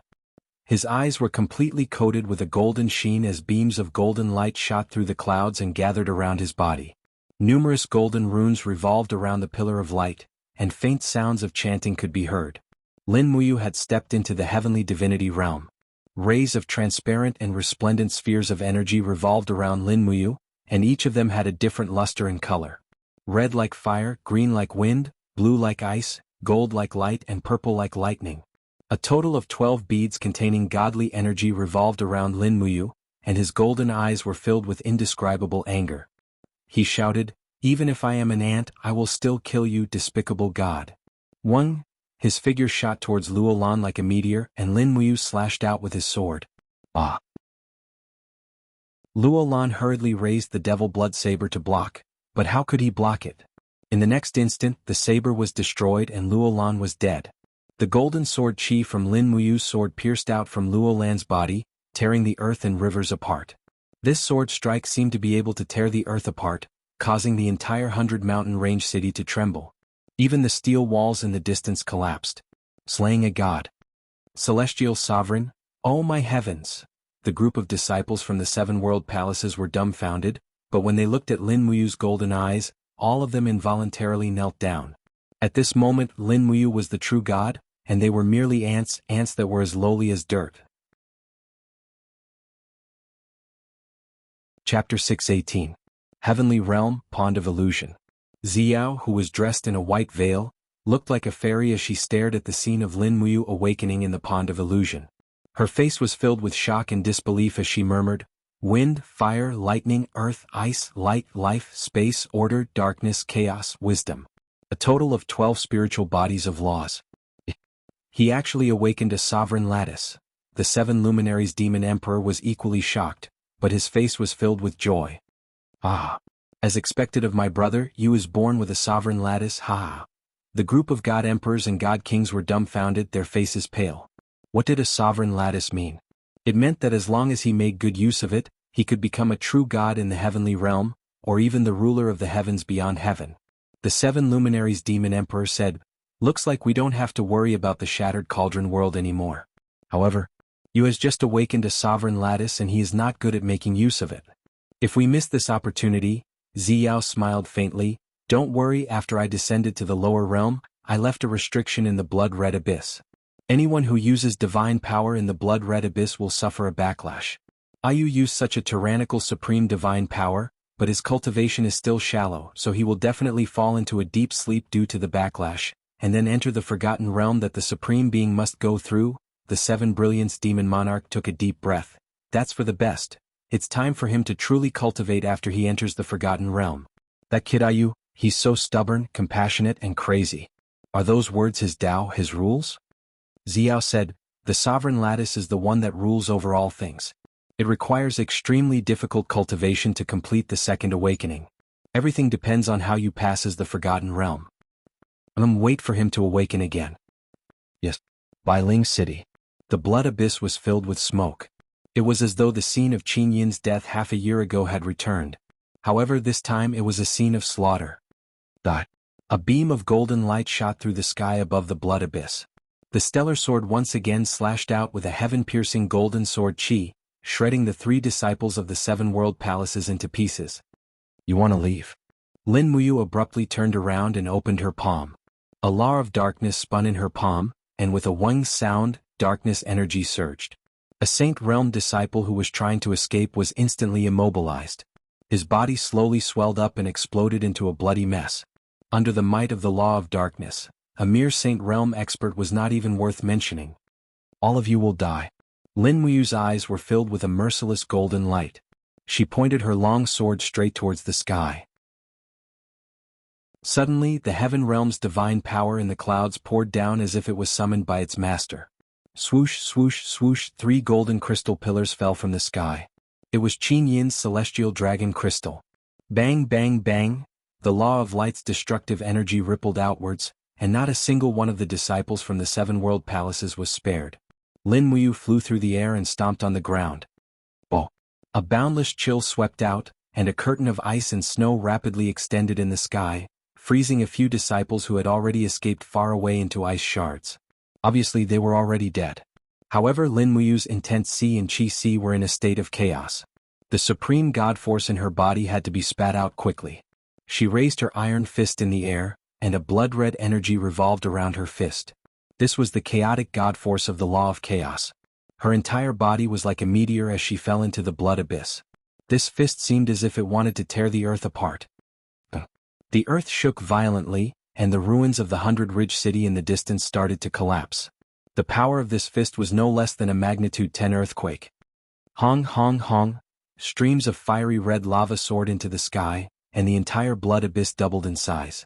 Fortunately, the 100-ridge city was already a dead city with no signs of human habitation. Otherwise, this fist would have killed at least 1 million people. In the air, the shattered rocks and lava only fell back down after a few minutes. Piles of rubble piled up to form a new stone mountain, and it was a stone mountain that stretched for more than 10 li. However, Lin Muyu's figure was nowhere to be seen, and her supreme god force had also dissipated. It was as if nothing had happened, and all that was left was the stone mountain, as well as the shattered corpses of Luo Lan and the disciples from the 7 world palaces. Sleeping and awakening her strength did not mean that she had truly become stronger. Lin Muyu needed time to consolidate her strength, otherwise, how would she be able to control such a powerful supreme godhead? Wang! The table started to shake and the candlelight on it flickered. Feng Jixing, who was holding a book on military strategy, couldn't help but be stunned. He raised his head and asked, "What's wrong, an earthquake?" Not far away, Zhang Wei said, It seems like an earthquake. Where did the earthquake come from? Chu Yao asked. I don't know. Wei Chou shook his head, saying, It seems like the earthquake came from the direction of the 100-ridge city. The place of the earthquake is very far away from us, but the feeling is very strong. Feng Jixing said, Looks like there was a big earthquake in the direction of the 100-ridge city. It's a pity that the people of the Southern Ridge province have experienced so many wars, and now they have to face such a strong earthquake. Ai, they have no way to live. Chu Yao smiled faintly. After we kill Qin Yi, we will reduce the taxes of the Southern Ridge province for the next 3 years. And that's the only way. Feng Jixing looked to the north and said, I wonder how Yu is doing. He's in the blood abyss, and if there is an earthquake in the 100-ridge city, you won't be able to avoid it. Wei Chou said, How about, this subordinate immediately leads the cavalry to the 100-ridge city to protect commander? No need. Feng Jixing waved his hand, a ray of light flashed in his eyes and said, Who is you? He's an expert comparable to the immortal state, a mere earthquake can't do anything to him. We should kill Qin Yi as soon as possible, that's the best plan. Yes. At the same time, in a small town to the south of the 100-ridge city, the sound of a baby being born could be heard. The family was very happy, and an old man with white hair and beard was extremely happy, holding a baby girl and said with a red face, She's finally born, our Li family has a descendant. The Li family ran a clinic in the small town. Their only son, Li Xiang, was recruited as a soldier of the Yihe country, and died in battle half a year ago, leaving a descendant in his wife's womb. The baby girl that was born was the only descendant of the Li family. Her father, Li Shu, was a doctor who collected, sold and treated illnesses for a living. After losing his son in old age, he got a granddaughter, and it was easy to imagine how happy he was. The small town was full of sparks. On the 20th of the 12th month, year 7736 of the Empire calendar, Qin Xiling personally escorted 70 magic crystal cannons to Lingnan. Feng Jixing mobilized 240,000 men, arranged 12 Qingkuan battle formations to fight the Yihe country, and defeated Long Qianlin's Iron Chain formation. Wei Chou bombarded Shangyang city, razing the entire northern city wall to the ground, and the army killed their way into the city. After Shangyang city was breached, Long Qianlin and Ding Shi led the remnants of the army to escort Qin Yi, Manning, and their families out of Mingshan province, and formed a fleet at the east sea border of Linкong province. They gathered a total of more than 800 warships of the Yihe country, and left Lingnan with a large sum of money, talents and women, crossing the sea to seek refuge on the dragon-shaped island. On the 7th of the 3rd month, year 7737 of the Empire calendar, Feng Jixing commanded 1,200 warships of the Empire and a total of 100,000 troops to attack the dragon-shaped island. However, they encountered a storm on the sea, and more than 200 warships were lost, and the navy suffered heavy losses. Then they encountered Long Qianlin's hidden troops on the north side of the dragon-shaped island, and their warships suffered heavy losses. In the end, they returned in low spirits and had no choice but to give up the plan to eliminate Qin Yi. On the 3rd of the 4th month, year 7737 of the Empire calendar, Qin Yan led 100,000 elite troops and 30 magic crystal cannons to defeat the advanced troops of the demon race and the armored demon army in Heaven's Pivot province, and recaptured the Heaven's Pivot province from the hands of the demon race.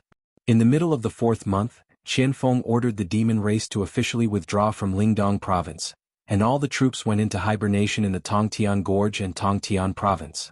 They would not contend with the empire for supremacy for a short period of time. At this point, under the leadership of Feng Jixing, Xiang Yu and the others, the empire was reunified, and most of the 12 provinces returned to the empire's territory. On the 5th of the 5th month, year 7737 of the empire calendar, Feng Jixing, Qin Yan, Chu Yao, Su Yu, Xiang Yu, Zhen Yifan, and the others arrived at the blood-red abyss. At this time, the blood-red abyss had already become a huge basin. The basin was overgrown with weeds, and a towering stone mountain stood at the center of the abyss. There were no signs of human habitation here, and only birds and beasts roamed around. Chu Yao looked at the stone mountain covered in grass and couldn't help but tremble. She knew that Lin Muyu was buried under this mountain, but no one knew where he was and when he would wake up. Everyone walked step by step to the top of the stone mountain, but the ground was barren. What else could they find? Situ Shui frowned slightly and said, "Milord, where is he?" Situ Sin said, "A year ago, a hunter said that he personally witnessed a battle between gods. Commander, you grasped the power of gods, and killed Luo Lan and all the disciples of the 7 world palaces. If that's the case, Commander, you might have already ascended to the heaven realm. Impossible. Feng Jixing muttered. Why is it impossible? I know him too well. Feng Jixing's eyes were red and he said, before finding Her Highness, you will definitely not ascend to the heaven realm. Why would this silly boy ascend by himself? Wei Chou gritted his teeth and said, we must find Milord. Men, dig the stone mountain for me and find Commander. No. Su Yu hurriedly stopped him and said, if he doesn't want to see us, there's no need for us to disturb him. Furthermore, this is the place where Her Highness rests. How can we wantonly dig here? Then what should we do? Qin Yan was stunned. Feng Jixing sighed lightly and he had a helpless look. Zhen Yifan said, the world has already been unified and it cannot be without a ruler. General Feng, let this old subject tell Commander you some things, is that alright? I'll have to trouble Divine Overlord. Yes. As Zheng Yifan slowly walked forward, holding the golden imperial edict in his hand. He knelt on the peak of the stone mountain and said, Commander Yu, the world has already been unified. However, Her Highness Yin has already passed away, and we must appoint a new ruler. Therefore, after discussion we have decided to appoint 3 kings. Everyone has elected Commander Yu as King Qin, Commander Feng Jixing as King Xin, and His Highness Qin Yan as King Zhong. Before Her Highness Yin returns to the Shattered Cauldron Realm continent, the 3 kings will rule the world. We hope that Your Highness King Qin will wake up soon. The Empire needs you to rule the world. Feng Jixing came behind Zhen Yifan and said softly, we are all subjects of the Qin clan, and we are all waiting for Her Highness Yin's return. I hope that you are the same. Don't be willful and return to Lanyan City if you are still there. As he spoke, Feng Jixing's heart was filled with bitterness. He had already stepped into the Saint Heaven realm, but at this moment he couldn't feel any spiritual energy pulse in the mountain. There was no one at the bottom of the mountain, and no one knew where Lin Muyu had gone. Chapter 619. June 15th, Lanyan City Re-establishment Ceremony. The periphery of the Zetian Palace was officially open to the commoners, so much so that it was almost overcrowded. Over 100,000 commoners gathered at the periphery of the Zetian Palace's square, waiting for the crowning ceremony. Inside the palace, all the officials were silent. The throne was empty, the divine weapon was not wielded by anyone, and the 2 kings, Feng Jixing and Qin Yan, were only holding their weapons and standing at the foot of the throne. Xiang Yu, Zhen Yifan, Su Yu and the others had grave expressions. Although they had already wiped out the rebels of Iha country and repelled the demon race, Qin Yin was already dead, Lin Muyu and Tang Xiaoxi's whereabouts were unknown. The empire's territory was unified, but the people's hearts were not. This was something that they could not be happy about no matter what. Are you ready, Yin? Feng Jixing asked in a low voice. Yes. Qin Yan was a little nervous. He gripped the hilt of his sword tightly, and at the same time tightened the chain on his armor a little. Feng Jixing smiled slightly and said, Duke Zhong, let's go out. The people of the world have been waiting for a long time. There shouldn't be a problem for you to summon them, right? Zheng Yifan said respectfully, Your Highness Prince Xin, this is this old subject's honor. Yes, let's go, Yin. Feng Jixing lightly bumped Qin Yan's shoulder and walked out of the palace with him. In this world, the 2 kings, Feng Jixing and Qin Yan, had the highest authority. Of course, the real ruler was Lin Muyu, who was sleeping in the blood-red abyss. Feng Jixing was Prince Xin, Qin Yan was Prince Zhong, and Lin Muyu's title was the Qin Wang. It was obvious who was the real ruler of the empire. When Feng Jixing and Qin Yan walked out of the main hall in their golden cloaks, the sea of people outside instantly burst into cheers. The empire's commoners had suffered from the war, and now they had finally welcomed the unification of the empire. They had finally chased away the cruel devil race. This was the result they had been waiting for a long time. After the 2 kings, Xiang Yu, Luo Xian, Wei Chou and the others followed one by one. When the group of ministers came to the altar outside the palace, Zheng Yifan, wearing a purple robe and holding a golden imperial edict, came to the front. He raised the imperial edict and imbued his voice with the power of the holy domain. He said loudly, By the emperor's decree. Immediately, the tens of thousands of imperial guards outside the palace knelt down, and the civilians in the distance also knelt down. Zheng Yifan opened the scroll and read with a penetrating voice, Her Highness the Empress Qin Yin has ascended to cultivate, and specially ordered the 3 kings to rule the world on her behalf. The commander of the brave Dragon Legion, Lin Muyu, is the foster son of the former emperor and the empress's foster brother. has outstanding military service and is famous throughout the world. She is conferred the title of Qin Wang. The commander of the Imperial Guards, Feng Jixing, has performed meritorious service in eliminating the Lingnan rebels. She is conferred the title of Prince Xin, and will guard the southern border. The commander of the Imperial Guards, Qin Yan, is the son of Prince Jining Qinen. He has the bloodline of the Great Qin, and has performed meritorious service in recovering the Tianshu province. She is conferred the title of Prince Zhong, and will guard the northern border. Feng Jixing and Qin Yan knelt down together. The female official, Shangguan Jingyue, walked forward, holding the sword seals of the kings and bestowed them one by one. Feng Jixing held the seal and his heart was filled with mixed feelings. If he could choose, he would rather continue to be the commander of the Imperial Guards under Xiaoyao. But now that Qin Yin had passed away and Lin Muyu wasn't around, if he didn't stand up, the Qin Empire would inevitably be stolen by others. At the very least, before Qin Yin and Lin Muyu return, he had to take care of this huge empire on their behalf. Qin Yan's face was slightly excited.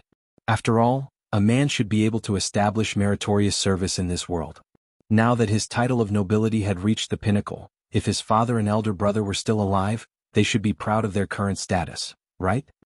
Zheng Yifan took another imperial edict and continued to read loudly.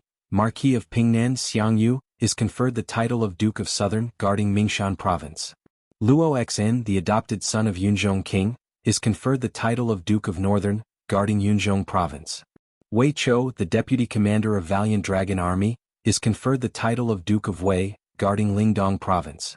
Zheng Yifan, the title of Divine Marquis, is conferred the title of Duke of Zhonghua, guarding Qihai Province.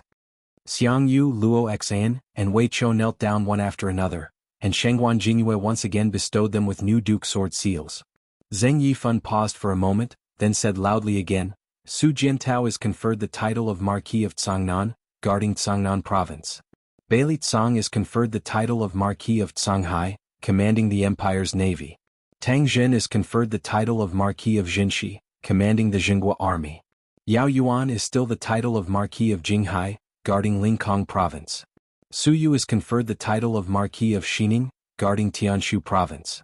All the marquises must do their best to assist the three princes in ruling the world.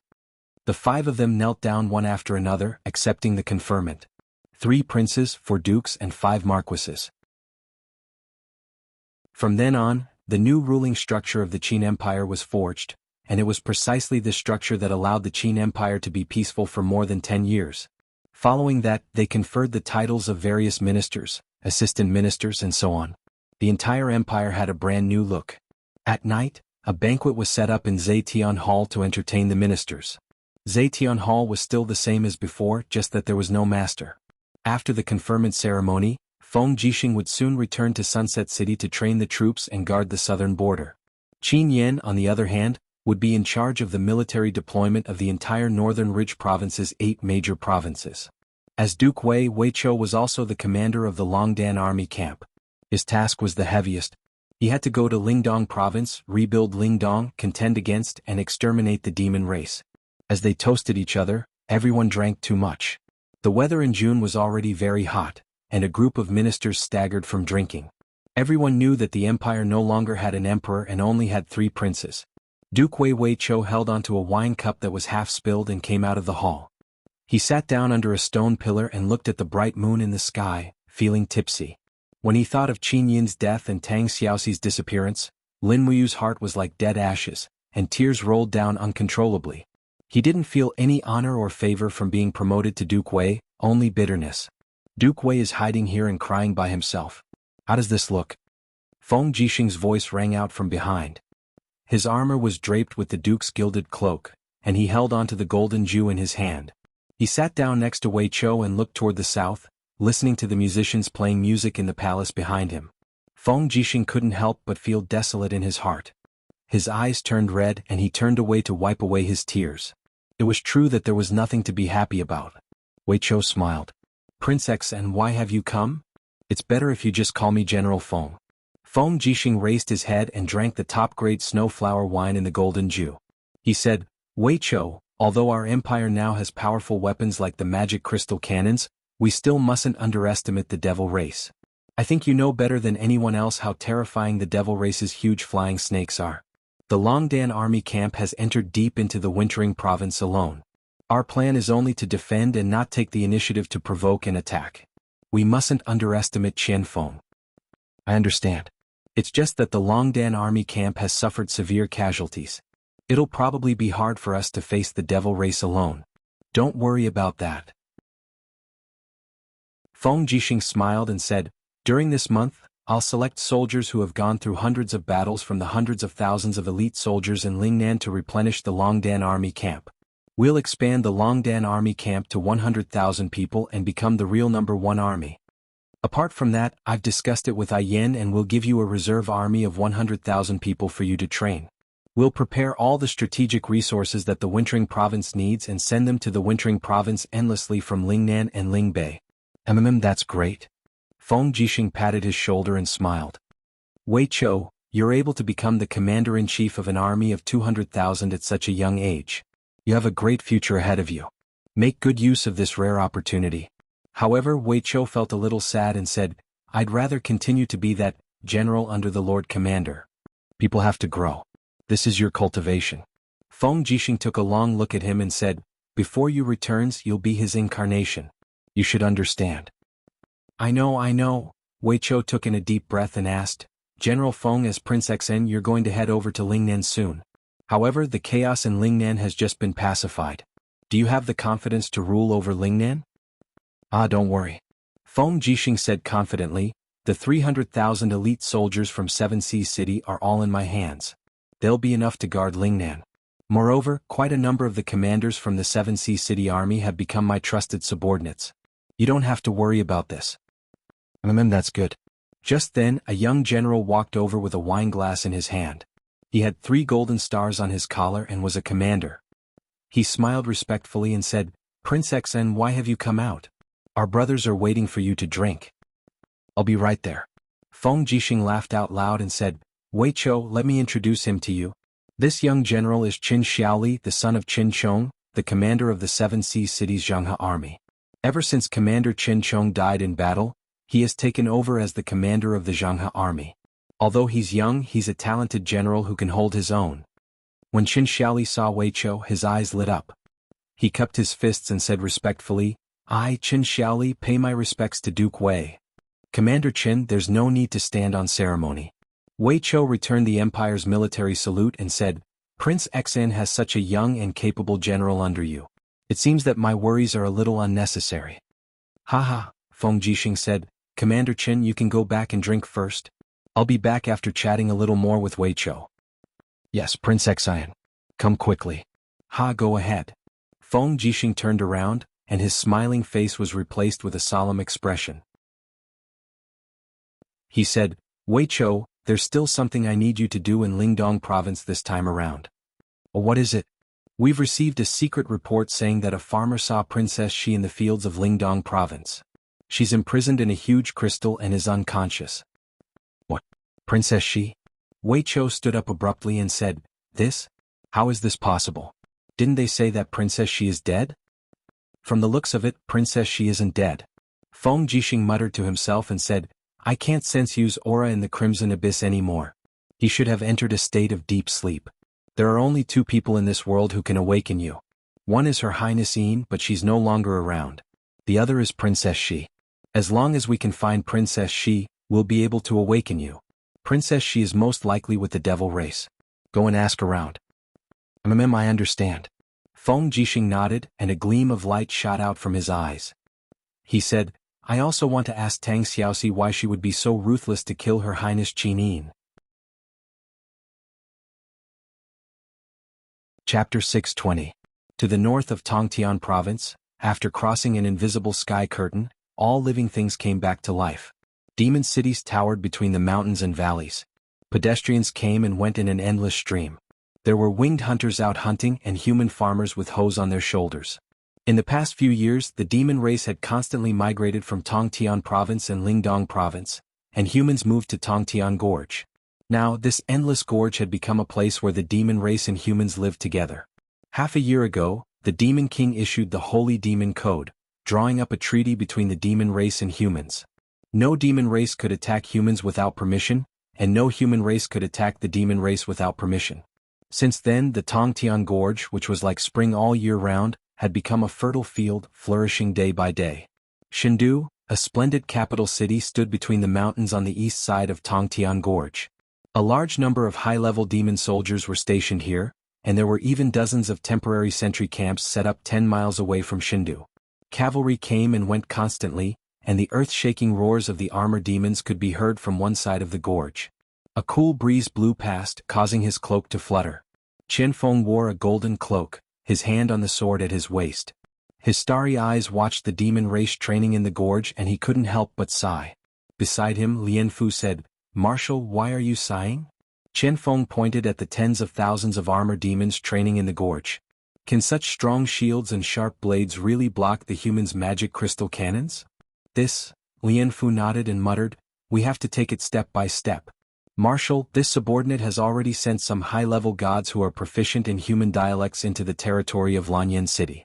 As long as there is a chance, we will definitely obtain some technical information about the magic crystal cannons. If we can also master the magic crystal cannons, why should we fear the Empire?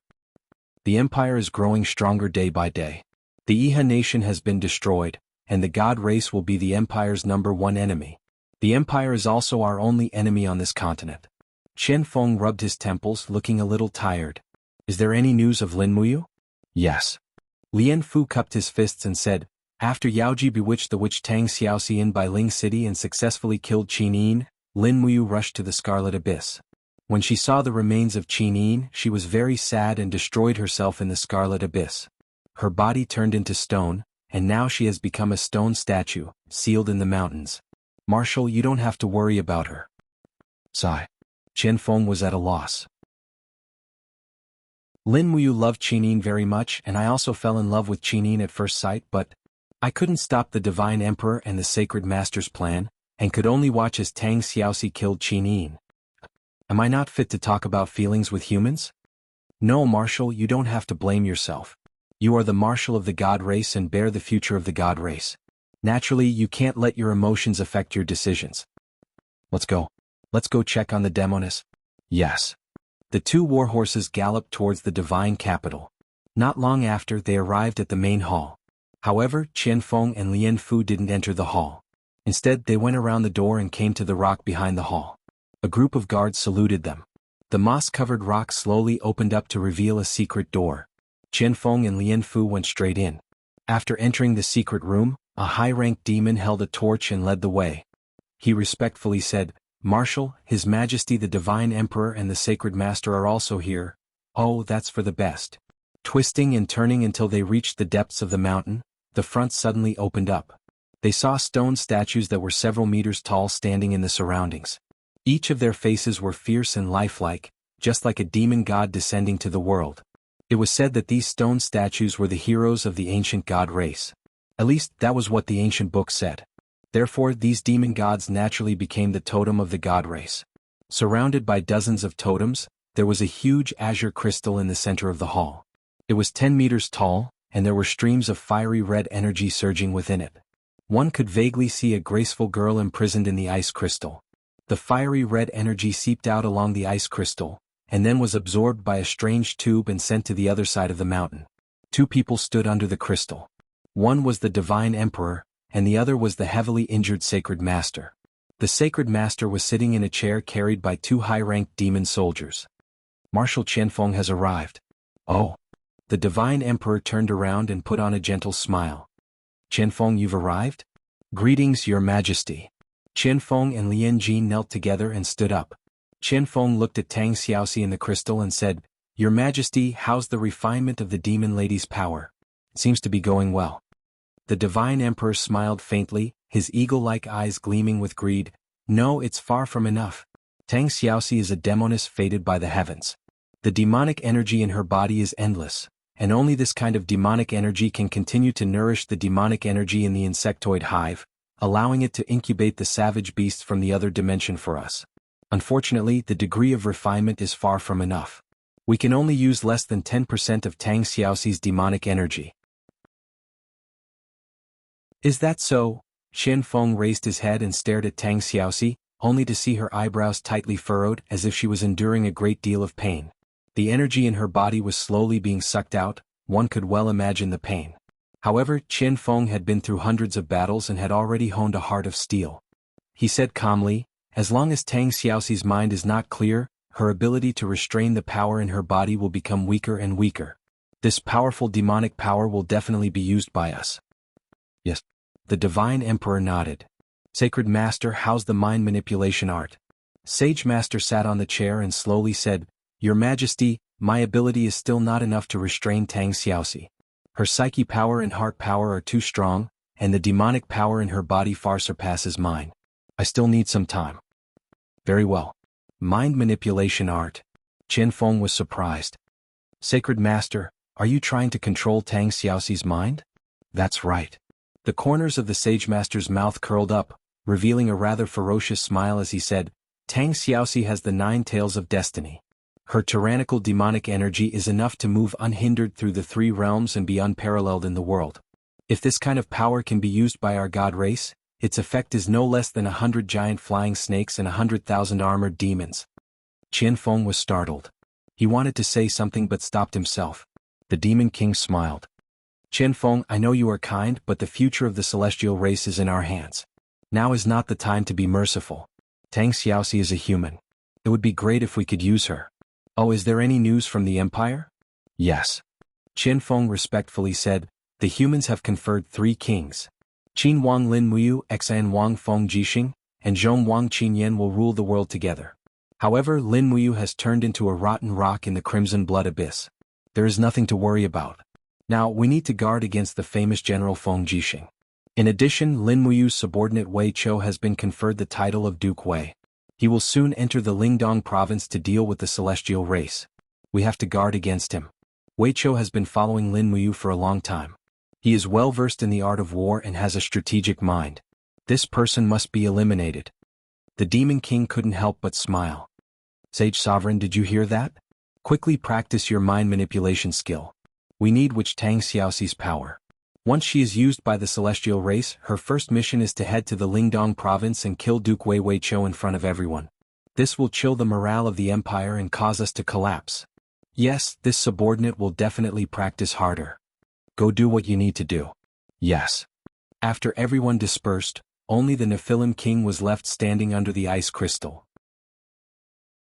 He stared fixedly at the unconscious Tang Xiaoxi in the ice crystal.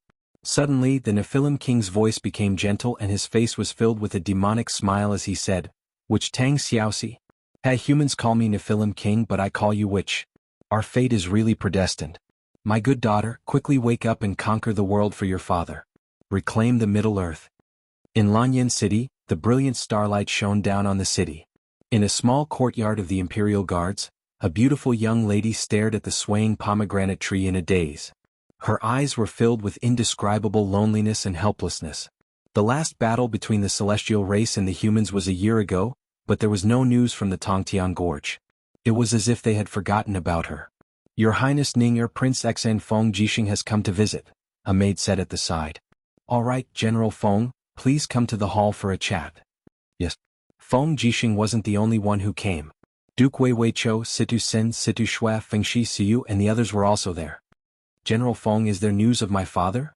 Feng Ning'er asked hopefully. No. Feng Jixing cupped his fists and said, Please forgive me, Your Highness Ning'er. This time around, I'm not here to send you to the Tongtian Gorge. Instead, I'm here to send you to the Lingdong province's Winterfrost City. Oh, Winterfrost City? Feng Ning'er was stunned. Why are you sending me to Winterfrost City? Because Winterfrost City is closer to the Immortals' capital. Wei Chou smiled faintly. We're worried that Your Highness is homesick. Therefore, Wei Chou will personally escort Your Highness Ning'er to Winterfrost City. This way, it'll be more convenient for you to travel to and from the Tongtian Gorge. Perhaps Your Highness Ning'er will even be able to see your father, whom you've been thinking about day and night. Feng Ning'er instantly felt a chill in her heart. Although she was young and inexperienced, she had been imprisoned in Lanyan City for 3 years. How could she not know what kind of mutual deception was? Now that Feng Jixing and Wei Chou had said this, Feng Ning'er immediately understood. She was only going to Winterfrost City as bait. Once the devil race learned that she was in Winterfrost City, they would definitely send an army to attack.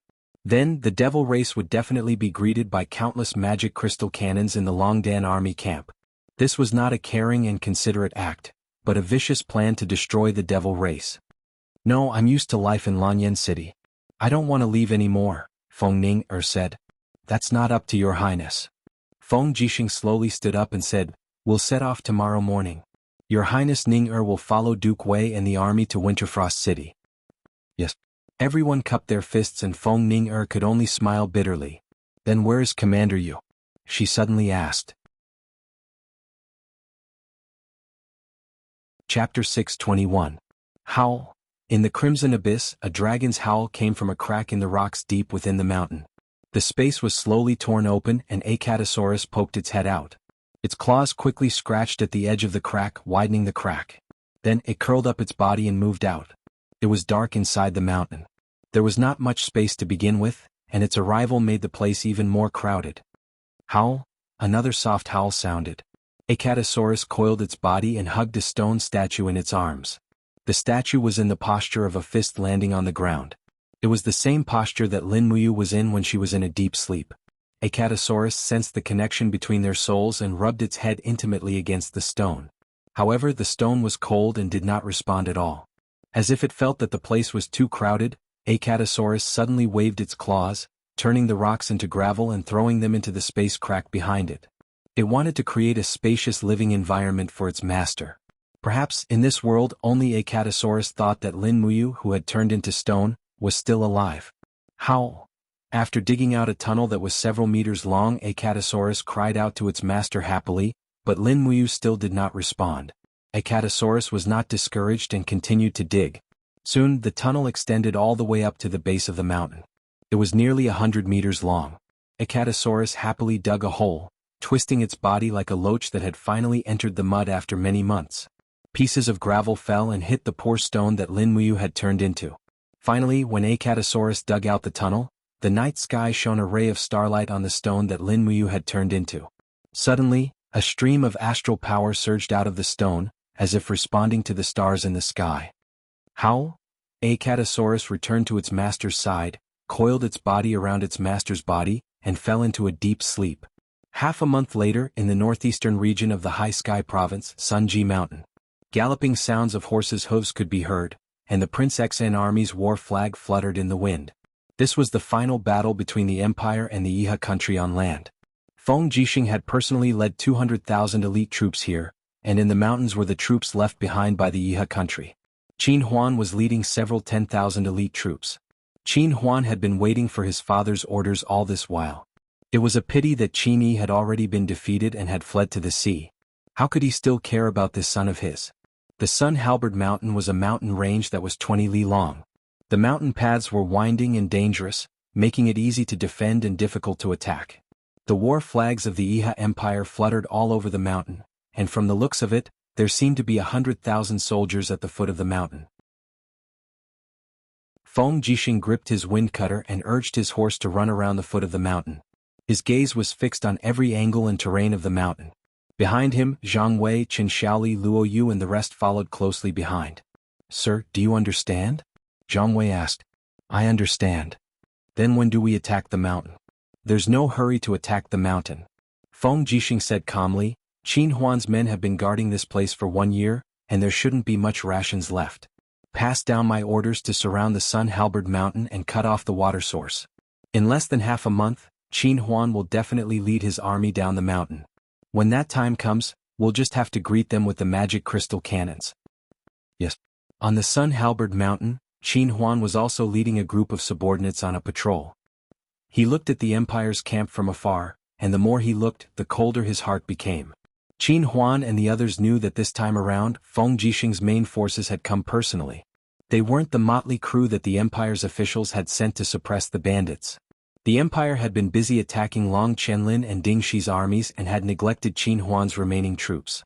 Now that Feng Jixing had finally taken the time to personally come and annihilate them. It's over? Qin Huan mumbled. Your Highness. An old general cupped his fists and said, the troops Feng Jixing is leading have at least 200,000 men, but they've come from afar and are all exhausted. I heard that the Empire has set the national policy of 3 kings ruling the world in Lanyan City. As Prince Xin, Feng Jixing has always been the #1 person in the empire after Lin Muyu's disappearance. This time around he'll definitely be a proud soldier. Why don't you pass down the order for the 3 armies to get ready? Once the sky turns dark, we'll charge down from the high ground and catch them off guard. We'll charge out of the encirclement with our valuables, seize the transport ships along the coast of Linghan City, and head to the dragon-shaped island to meet up with the great commander. What do you think? Qin Huan took a deep breath. His face was full of confusion as he said, "Old General, don't you know our situation? Ever since we separated from our father a year ago, we haven't had any reinforcements. We've also been lacking in rations, medicine, water, and so on. In this year, more than 20,000 people have died of illness, and there are tens of thousands of deserters. Now, we only have less than 50,000 men in our hands. We've also consumed more than half of our war horses, leaving us with less than 20,000. The army that fought against Yao Yuan half a year ago had also almost used up all the embryos of the Heavenly Book. How are we going to fight against Feng Jixing's elite troops now?" But the old general pondered and said, "If we don't try to fight, I'm afraid we won't even have a chance to survive. Feng Jixing is much more powerful than we imagined. He'll definitely cut off our water supply and force us to fight with thirst. By then, we'll definitely be defeated. We might even end up being annihilated." "Please don't worry, Your Highness," another captaincy said in a low voice. "We still have a chance of survival if we fight our way out of the encirclement. Your Highness, please give the order," another high-ranking general said. The group of more than 20 generals knelt down and said, "We're willing to follow Your Highness and fight to the death." Qin Huan was trembling all over. His face was full of confusion and fear as he said, "Feng Jixing is so powerful. We don't have a chance. Yihe nation is finished. Don't say anything more. Drag it out as long as you can. It's always good to live for a few more days." Sigh. An old general gritted his teeth and walked forward. Suddenly, he took advantage of Qin Huan's unguarded moment and struck him from behind. Bam! Qin Huan instantly fainted. "Old General Luo, what are you doing?" The group of generals was dumbfounded. The old general held Qin Huan under his armpit and said, "Your Highness has been scared out of his wits. We must protect Your Highness and fight our way out of here. We must protect the bloodline of Commander Qin Yi. Everyone follow my order. When the moon rises, immediately launch an attack. If we take the initiative to attack, we might be able to catch Feng Jixing off guard." Yes. After nightfall, torches were suddenly lit up on the mountain. Countless soldiers in Yihe Nation's military uniforms charged down from the mountain. Their war horses galloped at full speed. Immediately, Feng Jixing's front line was caught off guard. At least 1,000 people were killed. In the camp at the foot of the mountain, Zhang Wei looked at the torches in the distance and said, "What a good Qin Huan. He actually dared to break out." No. Feng Jixing squinted his eyes and said with a smile, "Qin Huan was already scared out of his wits. He was forced to break out of the encirclement. Didn't you see that Qin Huan was carried down the mountain by an old general?" Luo Yu asked, "Commander, should we attack with the magic crystal cannons?" "No, don't be hasty." Feng Jixing raised his hand and said, "Use the arrow boxes and ballistae to shoot for a while. Let Qin Huan and the others at the front pass. Then use the magic crystal cannons to intercept the troops at the back. Order people to spread the word that those who surrender will not be killed. Hand over their weapons and escort them back to Sunset City to be reorganized. Most of these people are just soldiers who fight for the army's pay. There is no need to kill them all." "Yes. Then, are we going to let Qin Huan go?" "Yes." The corner of Feng Jixing's mouth curled up as he smiled. A mere battle formation scared him to the point of losing his mind.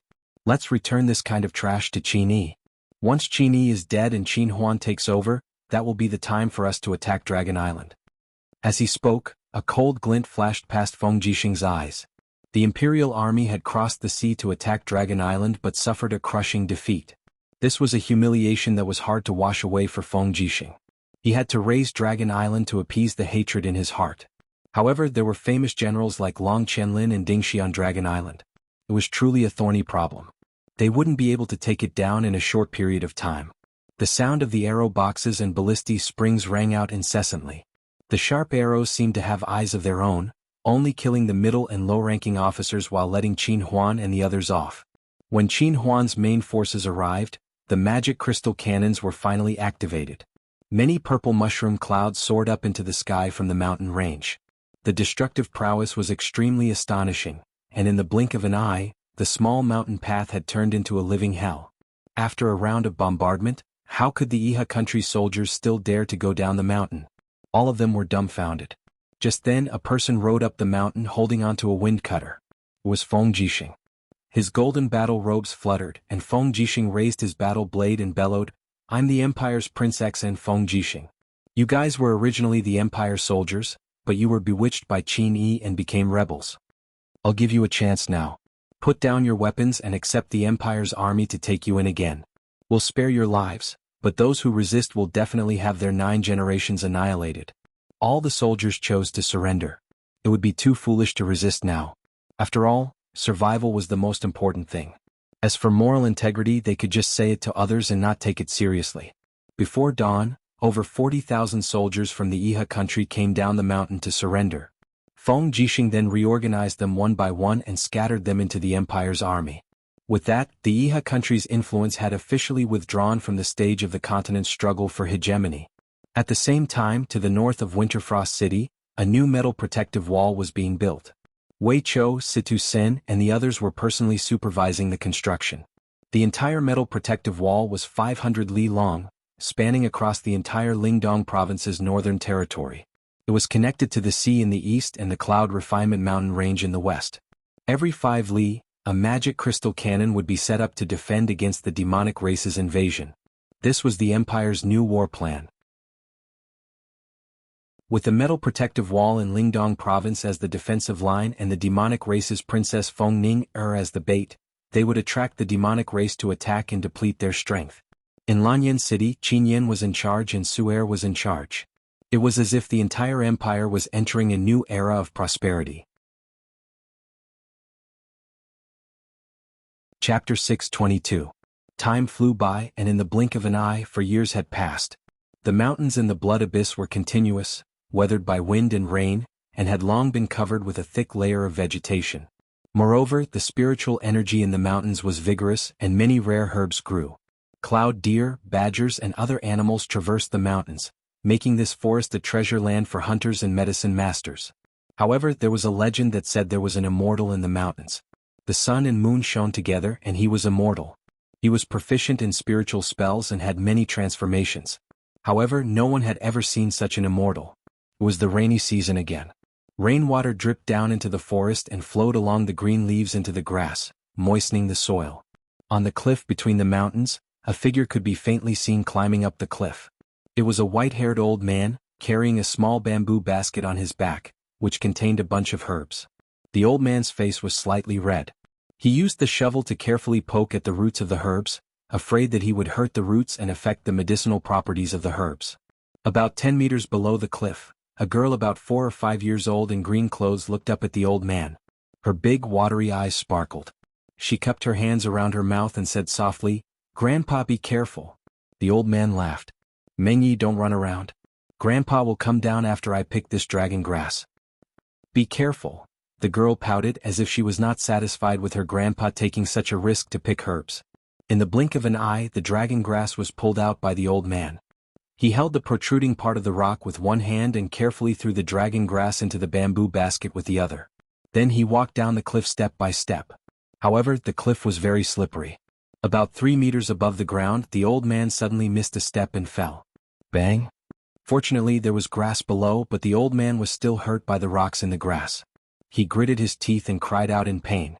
The girl hurried forward and supported the old man. "Grandpa, where are you hurt? Where are you hurt?"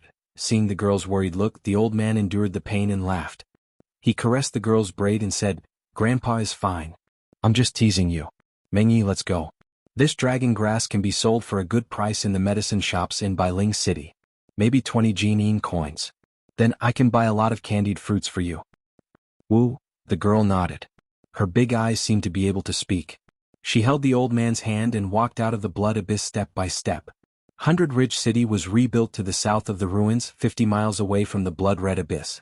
It had been reduced from a famous city with a population of 3 million to a small city with a population of less than 200,000. Most of the residents had been scattered to Sunset City and Shangyang City. This was also the reason why Feng Jixing had chosen Sunset City as the capital of Lingnan. In the rebuilt Hundred Ridge City, there were groups of merchants. Before sunset the next day, the old man and the girl appeared in the city. The old man's name was Li Shu. He was a Jianghu doctor who collected and sold herbs for a living. He had a granddaughter in his old age, so he named her Li Mingye, which came from the dream leaf grass. Li Mingye held her grandpa's hand tightly. She knew that the dragon grass in the bamboo basket on her grandpa's back would be the family's income for the whole year. Her mother had fallen ill after giving birth to her and was bedridden for 5 years. Her grandpa was old and did not have much time to collect herbs. Moreover, her grandpa's alchemy skills were not good enough to extract the medicinal essence of the dragon grass to refine medicine. Therefore he could only sell the herbs to make money. This dragon grass was the first valuable herb they had collected in the past 3 months. South Town Pharmacy, a pharmacy with only a shopkeeper. It was also one of the dozens of pharmacies in the small city. In the past, Li Shu would sell the herbs he collected from here. "Oh, Uncle Li is here." The shopkeeper of the pharmacy was a fat man. His weight was at least 150 kilograms, making his 1.6-meter body look very plump and round. His eyes swept across Li Shu's bamboo basket and instantly lit up. He smiled and said, "Are you here to sell medicine and rice again?" "Yes." Li Shu put down the bamboo basket and carefully took out the dragon grass. He said, "The roots of this dragon grass are plump. It should have been growing for a few years. Shopkeeper Lu, give me a good price." "Oh, you picked this in the bloody abyss, right? I heard that there are swift wolves in the bloody abyss. It's not easy for them to not tear your old bones to shreds."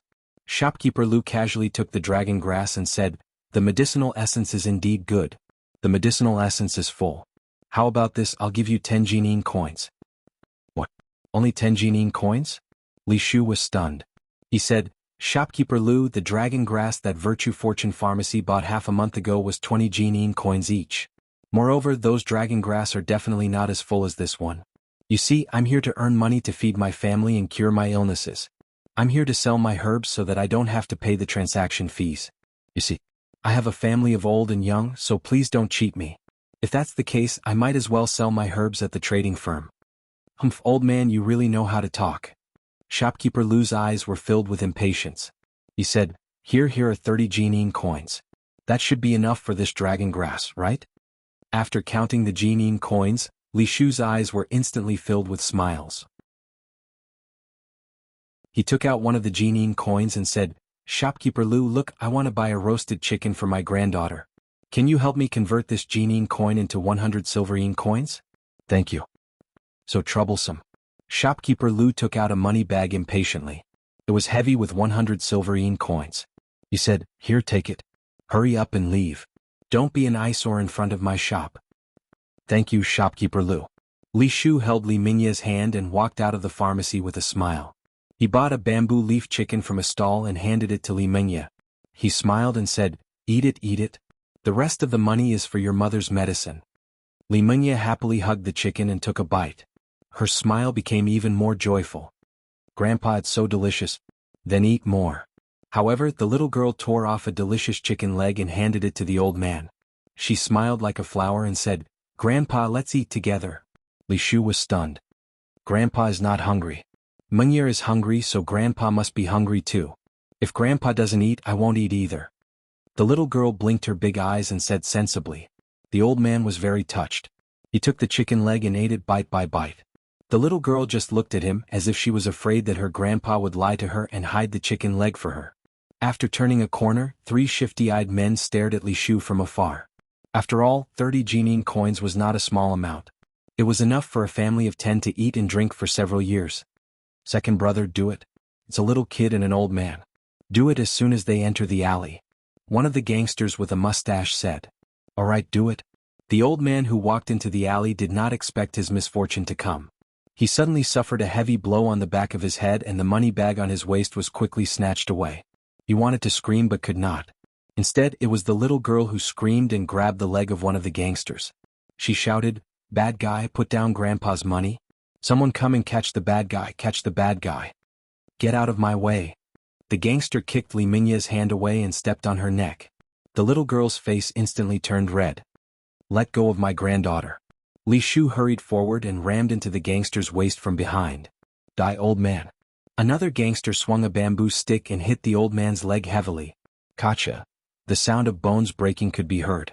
The old man's leg had been broken. "Grandpa, I'll let go of my grandpa," the little girl cried. The gangsters looked at each other and didn't dare to make a fuss.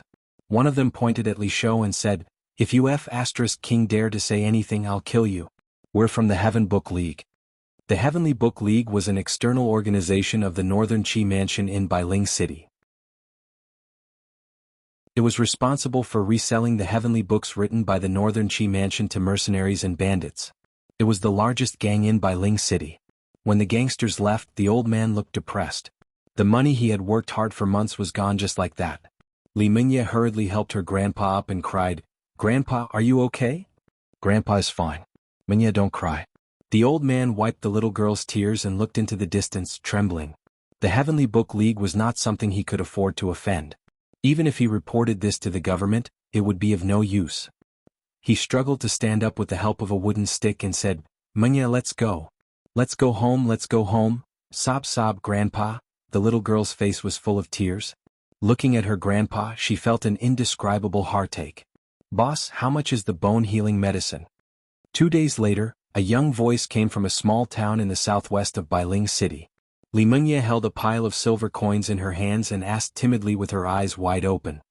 "The superior bone-healing medicine costs 2 gold coins.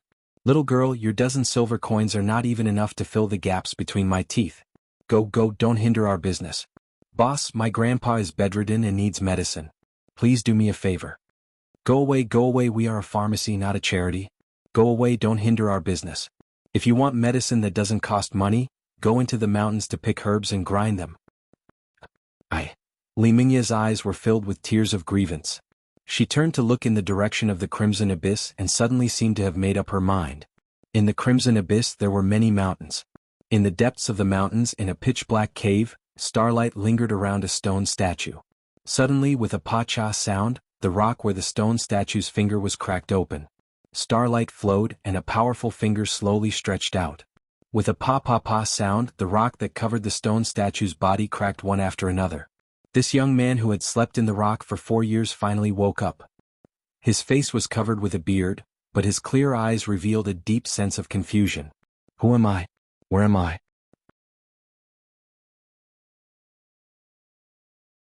Chapter 623. Over the past 4 years, the demons had sent troops to attack the iron defense wall of the Empire in the north of Winterfrost City 7 times, but they were all defeated by the power of the magic crystal cannons. The magic crystal cannons were like a nightmare for the demons, stopping them from advancing. They were suppressed by Wei Chao's army in Tongtian province, unable to advance even half a step south. The wind in May blew the heat waves from the grassland into the fertile fields. A continuous iron defense wall connected the east and the west. On top of the defense wall, a group of generals wearing the armor of senior officers of the Empire were facing the north, gazing in the direction of Tongtian province. It had been 4 years. Wei Chao's handsome face, which seemed to have been carved by wind and frost, showed a resolute contour. His eyes were a little confused as he said, "This attack has lasted for a month. I don't know when Qianfeng will attack the iron defense wall again, and how many times we can resist." Sigh. On the side, Sidu Sin still maintained his youthful appearance. He had stepped into the sanctuary realm 3 years ago, and his appearance was forever unchanged. He put his hand on the hilt of his sword and said majestically, "We must resist as many times as Qianfeng attacks. The Empire is in the stage of recuperation. Every province is being farmed, and there is no extra military force for us to replenish. We can only rely on ourselves." "Yes." Wei Chou nodded and suddenly asked, "How is the situation in the Bloody Abyss?" "There is still no news from His Highness Yu. The Bloody Abyss has now become a continuous range of mountains and jungles for dozens of miles. Many hunters and herbalists have entered the Bloody Abyss and we can't guard it at all. Therefore, I only send a legion of 1,000 to guard the Bloody Abyss every month. That's the only way. I really hope that His Highness can wake up soon." A flash of light flashed across Wei Chao's eyes. He said, "I always feel that Qianfeng's attacks in the past year are just a feint. He must be planning something. Qianfeng is sinister and cunning. We must be more vigilant." "Yes." "Any news from Lanyan City?" "There's no news. We have been supplied with rations and equipment on time every month. Don't worry, Duke Wei. His Highness Qin Yan is personally supervising the rations, so there won't be any mistakes." Situ Shui said respectfully. "That's good. Weiqiu looked back at Winterfrost City, which stood not far away, and said, Winterfrost City is the heart of Winter Ridge Province. Continue to strengthen the walls and fortifications of Winterfrost City. If the steel walls can't stop the demons, we can only defend Winterfrost City. Yes. As the warm wind blew past, the capes of the generals of the Dragon's Courage Legion fluttered in the wind. Soldiers with bright swords and armor stood on the wall. Today the Longdan army camp had expanded to 200,000 people, and it was worthy of being the strongest army in the empire. When Lin Muyu founded the Longdan army camp, she probably never thought that the Longdan army camp would be so powerful. Lanyan City Sacred Temple. The star-picking finger emphasizes on both offense and defense. One finger to attack and the other to defend. The starlight protects the body, and the enemy is invisible. A crisp voice described the profound meaning of the star-picking finger in the hall of the Sacred Temple's trial hall. It was none other than Chu Yao, who was wearing the robes of the Spirit Medicine Department's Great Deacon. Chu Yao was currently 33 years old, but she had mastered the 7th level of the star-picking finger 3 years ago. After she stepped into the sacred domain, her beauty was forever preserved, and she still looked like a 23 or 24-year-old teenager. A group of Gold Star and Silver Star instructors and sparring partners nodded their heads, listening to Chu Yao's words. At the side, the aged Guyang held the scroll in his trembling hands and said with a smile, "Someone, prepare some tea for Great Deacon Chu Yao. Yao, it's been hard on you. If it wasn't for you, I really don't know who else in the Sacred Temple is capable." Chu Yao smiled. Grandpa Guyang is too polite. The Spirit Medicine Department and the Sacred Temple are originally one of the 3 departments of the Empire. Since the staff of the Sacred Temple want to learn my star-picking finger, then I am duty-bound to do it. I'm just afraid that I can't teach them well, and I will fail to fulfill Grandpa Guyang's trust. How can that be?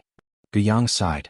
Guyang sighed and said, ever since Great Deacon Xinyuan Hong ascended 4 years ago, there hasn't been a sacred domain expert in the Sacred Temple. It's all thanks to you, Yao, that you often come here to teach martial arts. Otherwise, I'm afraid that the Sacred Temple will continue to decline day by day. So, it's a pity that that brat you still refuses to wake up. Otherwise, with his cultivation, it would be more than enough for him to be the Great Deacon of the Sacred Temple. There wouldn't be a need for an old bag of bones like me to sit on the seat of the Great Deacon for the 2nd time. Sigh. At the mention of Lin Muyu, a hint of sadness immediately appeared on Chu Yao's beautiful face. She said, "You will definitely wake up, I believe in him. Perhaps, when you wakes up, he will also bring Her Highness Yin back alive. The 2 of them are not irresponsible people, they won't throw all the burdens on us." Yes, that's right. 4 years ago in the blood-red abyss, Qin was killed by Tang Xiaoxi. As the Great Deacon of the Sacred Temple, Xinyuan Hong failed to protect Qin. Because of this, he was depressed for nearly half a year. Finally, Xinyuan Hong took the blame and resigned from his position as the Great Deacon of the Sacred Temple. On a night when lightning flashed, he ascended to the heaven realm and stepped into the divine domain to cultivate. As for the other elder of the empire, Chu Chu had been missing for many years. No one knew where he had gone. There were rumors that Chu Chu had cultivated in the mountains and had already ascended. There were also rumors that a hunter had seen traces of Chu Chu in the mountains. Riding on a spiritual crane, Xiaoyao was like an immortal. As for which rumor was more reliable, no one knew. In any case, Feng Jixing and Qin Yen felt that these rumors were not very reliable. However, Chu Chu was not a person who was obsessed with fame and status, so no one could blame him. Guyang held the scroll in his hand and looked at Chu Yao awkwardly. He said, "Yao." Halfway through his words he suddenly stopped. Chu Yao stood on the training platform of the training hall. Condensing her fingers, a ray of starlight flickered on it. She could not help but smile. "Grandpa Guyang, if there's anything you want to say, just say it directly. There's no need to be embarrassed with me." Guyang said, "You see, Grandpa is also old. My old bones will not be able to move soon. How about I go to His Highness Qin Yen to resign from his position as the Great Deacon of the Sacred Temple.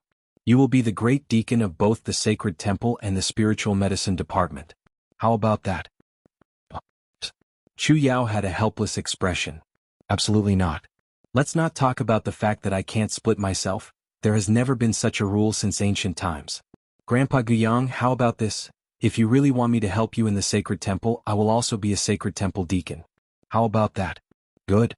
Good." Guyang's face was full of joy. "That's great.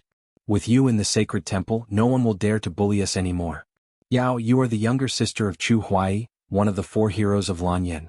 Furthermore, you have already cultivated the star-plucking finger to the highest realm. That is enough to convince the masses. Xu Yao could not help but laugh. So Grandpa Guiyang is just worried about this.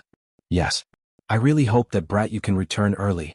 That way I can return the great deacon position to him. I won't have to do everything myself. Yes, no one wishes for that brat to wake up early. In the blood-red abyss there was a dense jungle.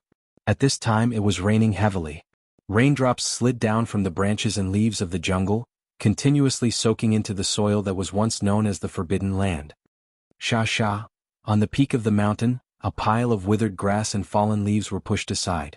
In an extremely secretive cave among the rocks, a young man in ragged clothes pushed open the entrance of the cave and slowly climbed out. The light outside was very dazzling. He had not seen the light for a long time. He stumbled out of the cave. Suddenly there seemed to be something stuck in the rock at the entrance of the cave. He exerted force and with a zing sound, a rusty long sword fell from his back. The ring of the stellar sword's scabbard was already rusty. This young man was undoubtedly Lin Muyu. However, at this moment Lin Muyu had no idea who he was. His mind was blank. He did not even know what the sword was called. So troublesome. He picked up the stellar sword and carefully looked at the patterns on the scabbard and hilt. He raised his hand to hold the hilt and suddenly pulled. However, the blade seemed to be rusty and did not move at all. So it is just a piece of scrap metal. He frowned and still carried the long sword on his back. At this moment, a rumbling sound came from his stomach. He was hungry. He had been hungry for 4 years. It was just that he did not know it. There were wild fruits in the mountain. He leaped a few meters and climbed up an apple tree like a spirit ape. He plucked an apple and took a big bite. It was sour but not bad. It was edible. Not long after, a pile of fruit cores fell from the tree. Lin Muyu ate until he was half full. He leaned against the tree trunk and rested for a moment. Wong? Suddenly there seemed to be a response in his mind. A sea of flames burned in his mind, and he even saw a beautiful face. Who was she? Lin Muyu did not know who she was, but he knew that he must save her. 9 Revolution Spirit Medicine. 9 Revolution Spirit Medicine? He did not know why, but there seemed to be someone muttering this term in his mind. Then he seemed to recall some memory fragments. That's right, 9 Revolution Spirit Medicine. The Heaven's Heart Grass and Soul Returning Grass were refined according to the ratio of 9 to 1. It could revive the dead. Heaven's Heart Grass. Heaven's Heart Grass? He did not know who he wanted to save, nor did he know who he was. However, he knew that if he could find the Heaven's Heart Grass and refine the 9 Revolution Spirit Medicine, he might be able to find the answer he wanted. He jumped down from the tree and landed in the forest after a few jumps. Lin Muyu looked around, looking for the legendary Heaven's Heart Grass. However, Heaven's Heart Grass was a level 10 medicine. It was not easy to find it. When the heavy rain was about to stop, a new traveler came to the jungle. It was a girl with a bamboo stick in her hand. She had worn out her straw sandals and her toes were pierced by sharp rocks. She was bleeding, but she couldn't care less. Her little heart was filled with her grandpa's seriously injured appearance. She had to find the spirit stone grass that could heal bones. Chapter 624. When night fell, the mountain wind was exceptionally cold. Li Mingye was only wearing a thin layer of clothing. She did not know what the mystic stone grass looked like, only that it emitted a refreshing fragrance. Thus, Li Mingye used the bamboo stick to walk through the increasingly dark forest, desperately sniffing with her nose. As the night grew darker, Li Mingye shivered from the cold. She took out a piece of almost moldy flatbread from her bosom and bit into it. Then she used her hands to pull the huge broad leaves in the forest and drank the rainwater that fell from the leaves. Woo-woo, the sound of the wind was mixed with the howling of wolves. Immediately, the girl gripped the bamboo stick tightly and looked around with a pair of large eyes full of vigilance. After a while, only a wild rabbit scurried through the forest. Forget it, why don't I look for it tomorrow morning? Li Mingye bent down and sat under a large tree, hugging her knees. She was so tired that she was about to faint, and in the blink of an eye, she fell asleep. She did not know how long she slept for, but suddenly, her nose was filled with a refreshing fragrance. That was the smell of roasted meat? Li Mingye immediately woke up and turned to look. There was a faint fire coming from a small valley not far away, as if there was someone there. However, Li Mingye knew that anyone who stayed in the Crimson Abyss in the middle of the night was not a good person. At this time her stomach growled again. That small piece of flatbread was the last of Li Mingye's food. She could not help but feel so wrong that she was about to cry. However, the fragrance in the distance was getting stronger and stronger. Finally, the girl could not stand it anymore. She stood up and walked towards the valley. Her straw sandals were already worn out, and the soles of her feet stung when she stepped on the sharp rocks, but she could endure it. The strong hunger was driving her crazy. The moment she climbed up the small hill, she saw an extremely handsome young man in tattered clothes roasting a wild rabbit in the valley. The meat was already cooked, and the oil flowed on the surface, emitting a desirable fragrance. Gulp! Li Mingye swallowed her saliva and stared at the person in the valley from afar with her big round eyes.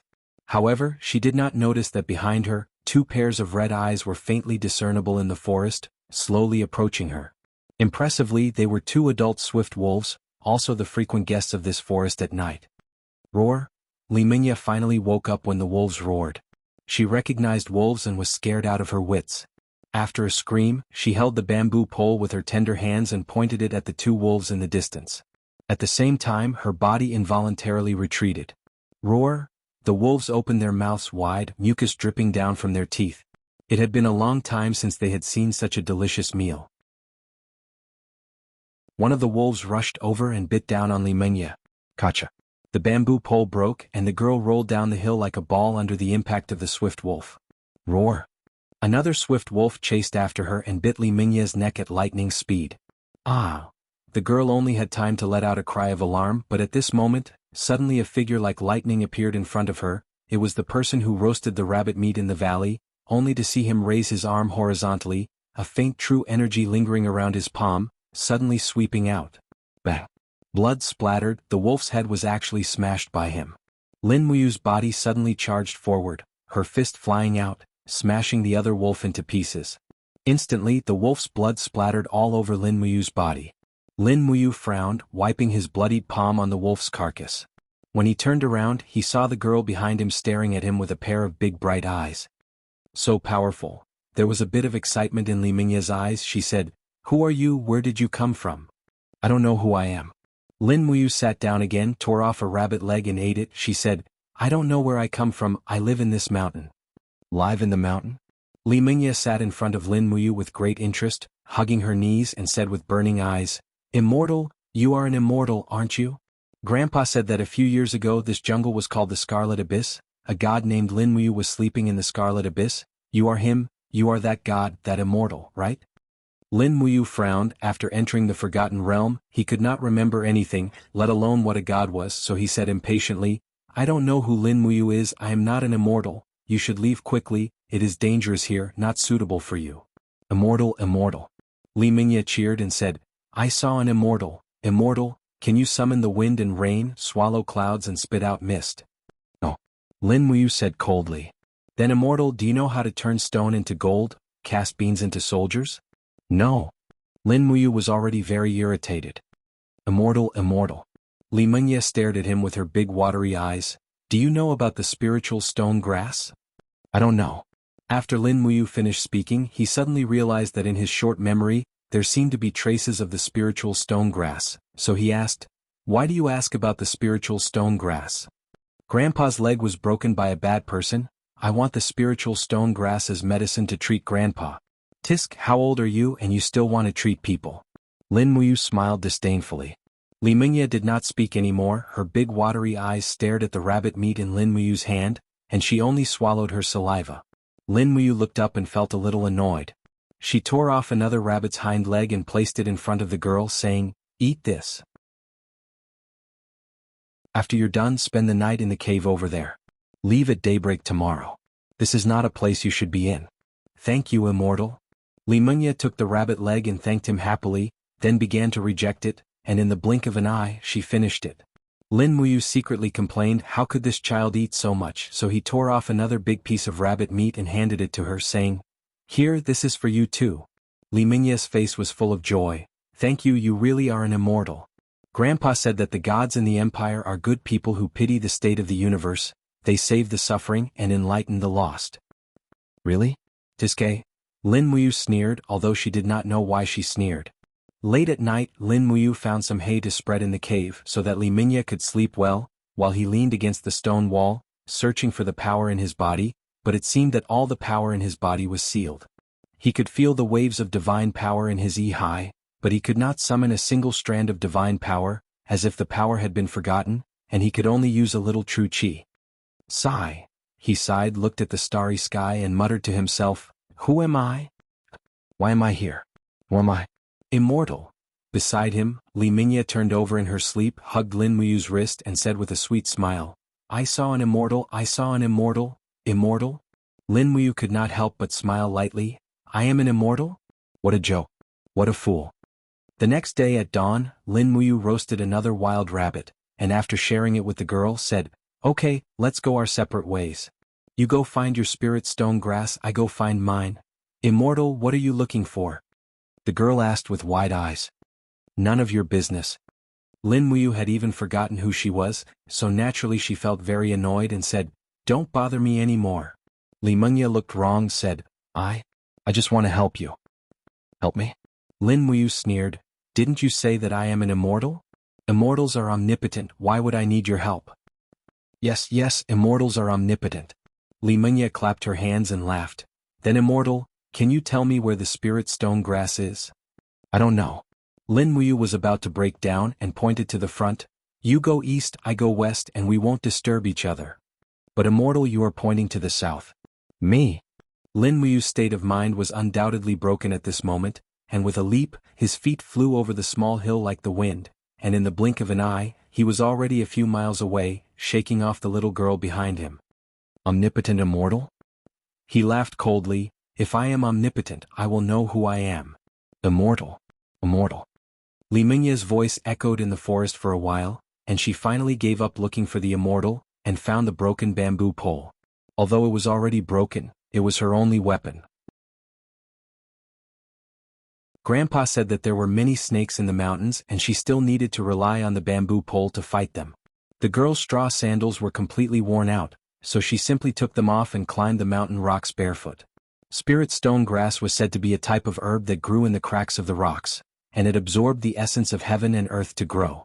Moreover, there were so many people who went into the mountains to collect herbs, so if she wanted to find the spirit stone grass, she had to go to the more dangerous mountains. Until noon, the girl was already halfway up the mountain in a place where there were few people. "Huh!" Li Mingye suddenly exclaimed. She saw a short pine tree in front of her, and there was a nearly 2 meters long snake coiled around it, blocking her way. "Go away, big snake." She used the bamboo pole to slap it with all her might, and the snake was not poisonous, so it was actually scared and slithered away with its tail between its legs. "Umph." The girl put her hands on her waist, like a little general who had returned victorious. She walked forward and used the bamboo pole to push aside the branches and leaves of the pine tree. Impressively, she saw a fiery red herb growing in the cracks of the rocks and under the pine tree. At the end of the herb, there were small red beads, which were as round as a heart. "Oh, what is this? Perhaps it's very valuable." The girl cheerfully uprooted the herb, wrapped it in a cloth, and tied it around her waist. She continued forward, looking for the spirit stone grass. The next day, Li Mingye went down the mountain, but she did not find the spirit stone grass. She only found the fiery red herb on her waist, which was as clear as jade. The herb could not be dried for too long or else its medicinal properties would evaporate, so she had to go back early to let someone see what kind of herb it was, and whether it was valuable.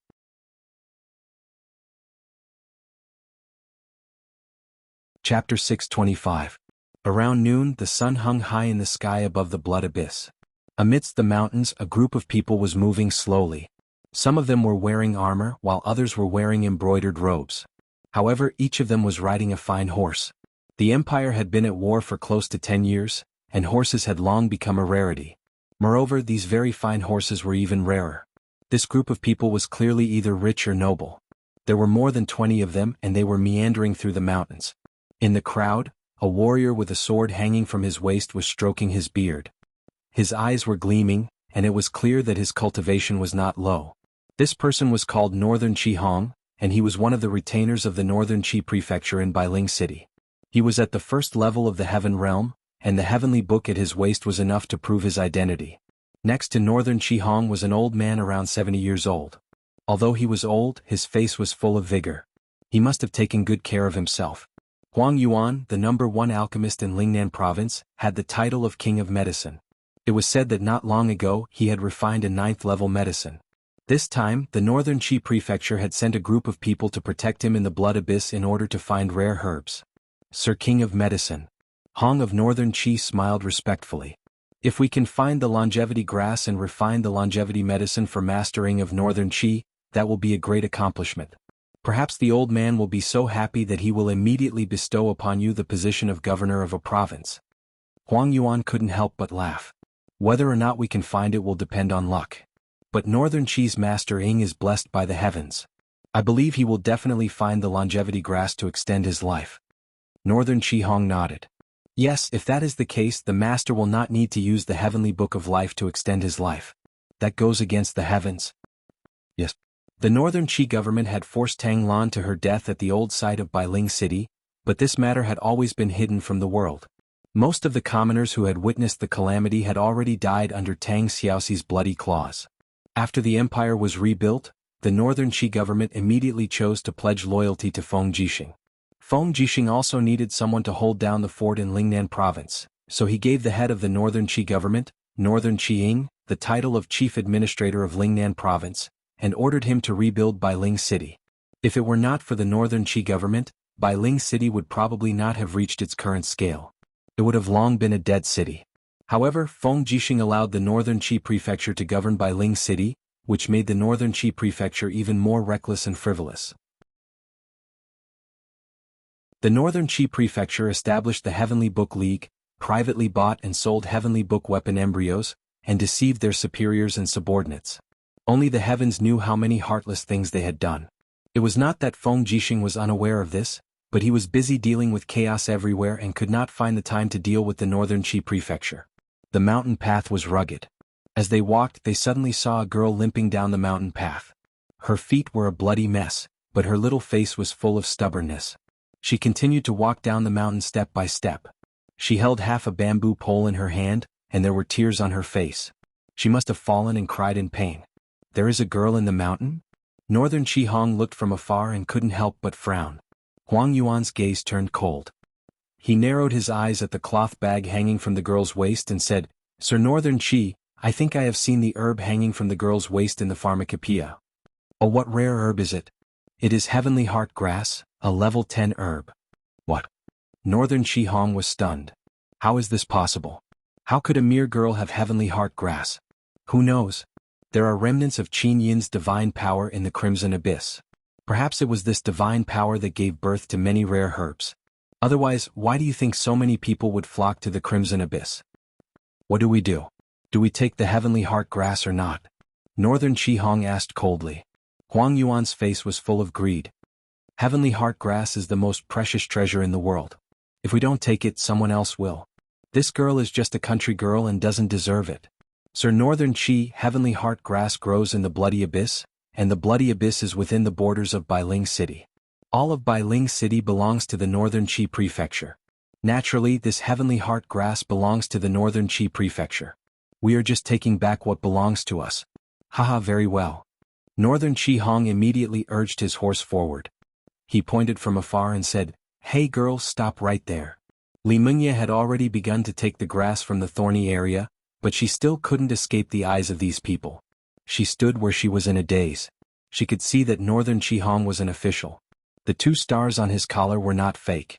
She said respectfully, Sir, you called me for something? Of course. What is your name? Li Mingye. Where did you steal the grass on your waist? I didn't steal it. Li Mingye argued. I picked it up in the mountains. I didn't steal it. How dare you say you didn't steal it? Northern Qi Hong's eyes were ferocious. This mountain belongs to Bailing City. I am the guardian of Bailing City. This mountain is mine. You picked the grass on my mountain and you dare say you didn't steal it? Give it to me. No. Although Li Mingye was young, she knew that the grass must be valuable. She held the Heavenly Heart Grass and said, This is the money for Grandpa and Mother's treatment. You can't take it. How dare you? Northern Qi Hong suddenly raised his horse whip and lashed at the air. Pa! A bloody mark immediately appeared on Li Mingye's neck. Blood seeped out, but she endured the pain without making a sound. She covered the Heavenly Heart Grass with both hands and ran into the bushes to the side. You dare to run? Northern Chi-Hong pulled out his steel sword. He was ready to kill. He urged his horse to give chase. Li Mingye walked barefoot. How could she outrun a warhorse? In the blink of an eye, Northern Chi-Hong had caught up. You're courting death. The steel sword fell from the sky and slashed at Li Mingye's back. If the sword fell, Li Mingye would almost certainly die. Just as the steel sword fell, a black shadow swept over from afar. Clang. The steel sword was knocked away, and the black shadow pierced into the rock behind Northern Chi-Hong with a swoosh. With a buzzing sound, it was a long sword with a sheath. It was not pulled out at all, or perhaps it could not be pulled out at all. Ah! Li Mingye was so scared that her face turned pale. She turned around and saw a familiar figure. It was Lin Muyu wrapped in animal skin. He had already taken off his rusty armor and replaced it with a newly killed animal skin. Immortal.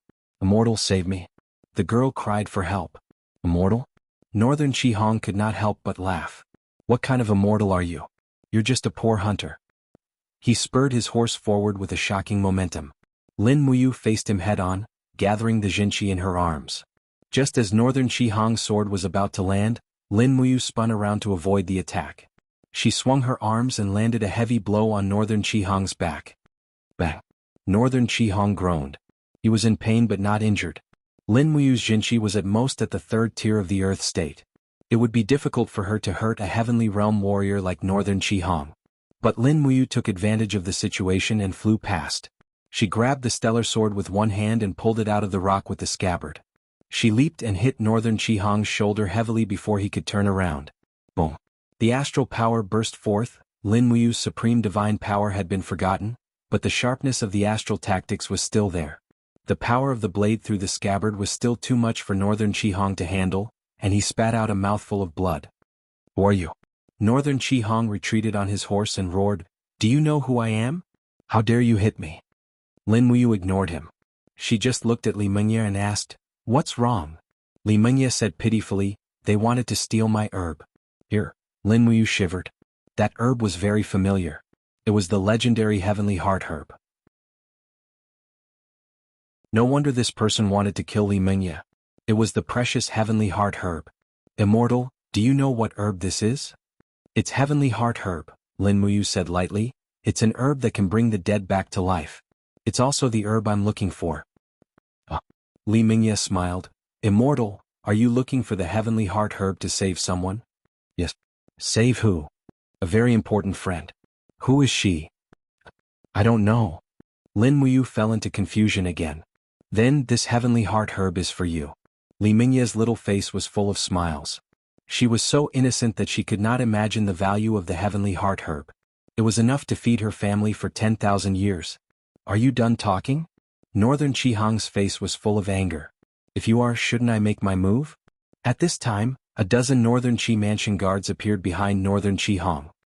He laughed coldly. Even a scum like you has the nerve to call yourself an immortal. How interesting. Little girl, I'll send you and your immortal to hell. Men, shoot. The dozen guards shot their arrows at the same time.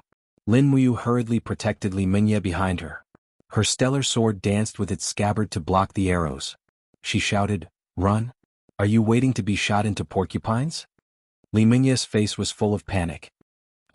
She held the Heavenly Heart herb in her arms and ran straight into the fields. There were rocks everywhere, not suitable for war horses. She was a very smart girl. Lin Muyu quickly retreated. After a few leaps, she disappeared into the mountains, following Li Mingye. Damn it! Bastard! Seeing that the Heavenly Heart herb was gone, Northern Chi-Hong was furious. He shouted in a low voice, Men, write a letter back to Bailing City. Ask Master Fan Yun to come and help us kill this kid. Yes. Behind him, Huang Yuan slowly approached. His eyes shone with a faint light. He said, Wait, Sir Northern Chi-Hong. Haven't you noticed that this person is very strange? What's strange about him? His blade is not out of its scabbard, but it is very powerful. Furthermore, his appearance is very similar to a legendary person. More importantly, his boots, they are commander-level boots made by the Empire 5 years ago. I remember them very clearly. Sir King of Medicine, are you saying that this kid is the Lin Muyu sleeping in the blood-red abyss? Northern Chi-Hong was stunned. He could not help but laugh. This is impossible, absolutely impossible. Before Lin Muyu fell asleep again, he displayed his divine power. He is a god. If he really was a god, I'm afraid I would have been killed just now. Yes, because of this. Huang Yuan's eyes shone with a fierce light. He said, this proves that Lin Muyu's power has been sealed. If we don't kill him now, when will we? But Lin Muyu is Feng Jixing's brother. If we kill Lin Muyu, Feng Jixing? If we don't say anything, who in the world will know that we killed Lin Muyu? Okay, go and ask Master Fan Yun to come immediately. Yes.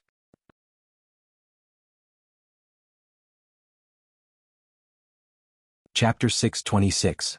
Bang! Yu Shu's letter was slammed onto the table.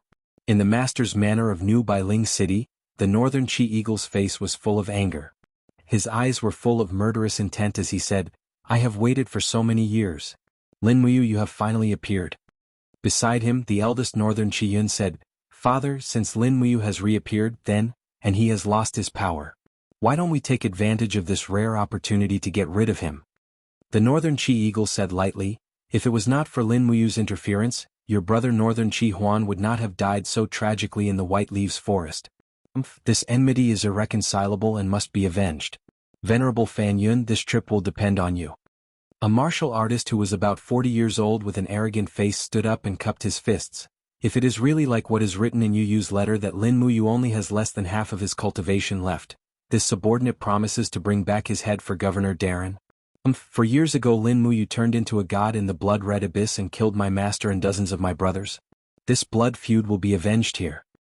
The northern Chi Eagle nodded and said, if the venerable sir really kills Lin Muyu, I am willing to recommend you as the chief staff officer of Lingnan province. Thank you, Governor. Other than that, bring back Lin Muyu's stellar sword. Lin Muyu must have many treasures in his dimensional bag. The legendary Fushi's heavenly book may be among them. Once we find it, I will go with the venerable sir. All right. Not long after, under the protection of hundreds of cavalry, the northern Chi Eagle and Fan Yun galloped out of Bailing City. The group looked serious and murderous. Crimson abyss, mountains and forests. It began to rain again. The rain pitter-pattered on the leaves. Lin Muyu held the unsheathed stellar sword as he sped along. Behind him, Li Mingye stumbled along. Immortal, wait for me. Immortal, wait for me. Lin Muyu suddenly turned around, his eyes revealing a cold glint. Don't follow me, I've said it before, since I can pick heavenly heart grass in this forest, then there must be other heavenly heart grass, I will go look for them myself. You don't need to send me off, there's a small path to the north that leads straight to the foot of the mountain. Take advantage of the fact that their people haven't caught up to us, hurry up and leave, you're so weak, it would be a pity to die in this mountain. The girl hugged the heaven's heart grass, tilted her head and looked at him saying, Then if I leave and they come to seek revenge, they won't be able to find me, and the immortals will be in trouble. Lin Muyu was annoyed and said, Didn't you say that I'm an immortal? Immortals are omnipotent, so it doesn't matter if they find trouble with me.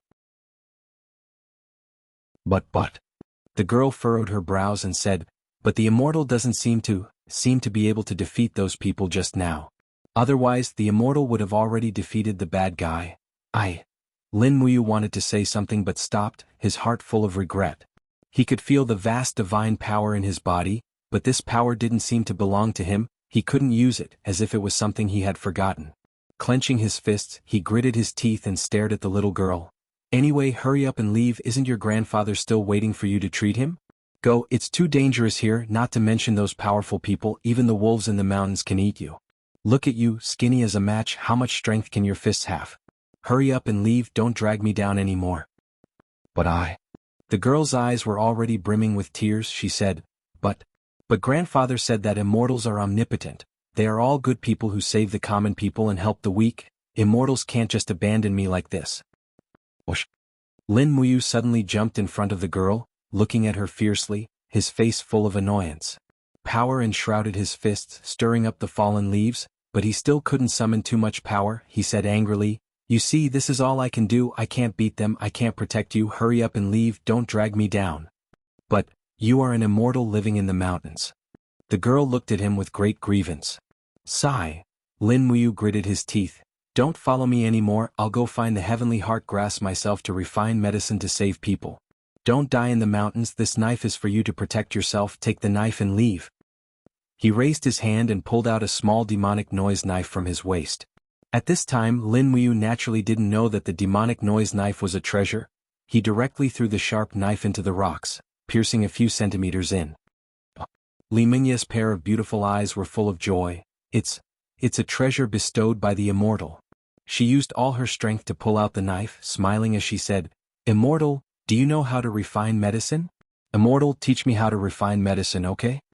However, when Li Mingya pulled out the knife and turned to look again, she only saw the figure of Lin Muyu leaping into the forest. The girl couldn't help but be disappointed. Holding the little demonic noise knife, she said, "Immortal, you still haven't taught me how to refine medicine. I want to learn how to refine medicine to cure my mother's illness. Immortal, immortal, where have you been?" At dusk, the rain stopped, and the sound of horse hooves could be heard in the forest. Northern Chi Hong raised his sword and rode forward. Master Fan Yun, you've come." "Where is he?" Northern Chi Eagle said coldly. "He's right in this forest." Northern Chi Hong smiled slightly. "My black feather is following him in that direction. We can go there and capture him." "There's no need to capture him, just kill him," Northern Chi Eagle lightly said. "Lin Muyu is a sleeping dragon. If you can kill him in his sleep, then don't go looking for trouble. Someone prepare the Heavenly Book embryo. If Fan Yun the Venerable is no match for Lin Muyu, use the Heavenly Book to keep him in check.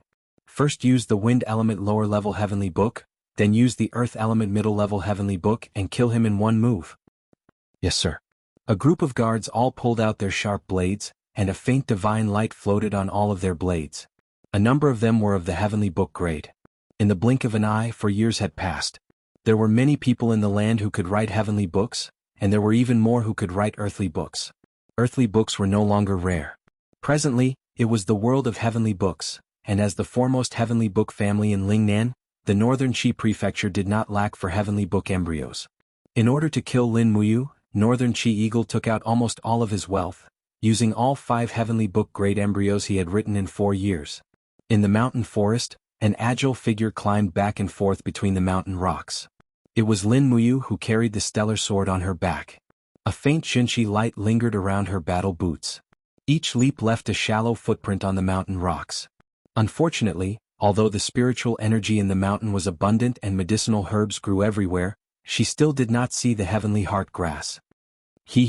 When she leaped up, she suddenly saw a black shadow circling in the air. It was a falcon. It seemed that he had been circling above her for a long time. Lin Muyu couldn't help but furrow his brows. This falcon seemed to have ill intentions. Had she already been targeted? In a moment of distraction, her feet slipped and she lost her footing. Her entire body immediately fell down the rock wall. Her right hand trembled. In a moment of desperation, she condensed a faint king's fighting flame. Her hand grabbed onto the rock wall like a sharp claw. Only then did she stop her body. Whoosh whoosh. Looking down at the bottomless abyss, she couldn't help but feel a lingering fear. If she had fallen down, she would certainly have been smashed to pieces. After all, she wasn't a real immortal. Right? She didn't even know who she was. Perhaps she really was an immortal. Looking at the faint king's fighting flame that lingered around her palm, Lin Muyu couldn't help but smile. Her naturally optimistic spirit was useful at this time. If she really was a god, then she wouldn't be afraid of any mortal spying on her. At this moment, Lin Muyu glanced around and saw a green medicinal herb growing between the rock peaks. It emitted a faint fragrance. The appearance of this herb was very familiar. Yes, it was the spirit stone grass, a rare herb that could speed up the healing of bones. It was also the herb that the little girl had been looking for to heal her grandfather. That stupid girl? Lin Muyu smiled faintly and raised her hand to pick the spirit stone grass and put it into her bosom. If she could see the stupid girl again, she would give this spirit stone grass to her. However, in this forest of mountains, it would be too difficult to see her again. Kiki, the cries of the falcon in the sky became more and more mournful. Lin Muyu climbed up and stepped on a green rock. Looking up at the falcon, she frowned and said, "Who raised this feathered beast? I can't let it live." He picked up a small stone, slowly bent his body and suddenly threw it. Whoosh! The falcon in the sky screamed and rolled a few times in the air. Flustered and exhausted, it flapped its wings and flew down. It was injured, but it didn't seem to be fatal. Count yourself lucky. Lin Muyu's lips curled up. Jumping up to another rock, she continued to look for heaven's heart grass. Hey you! At the bottom of the mountain, Northern Qi Hong frowned and said, "Master, it's not good. Heyu is injured. It must be Lin Muyu's doing.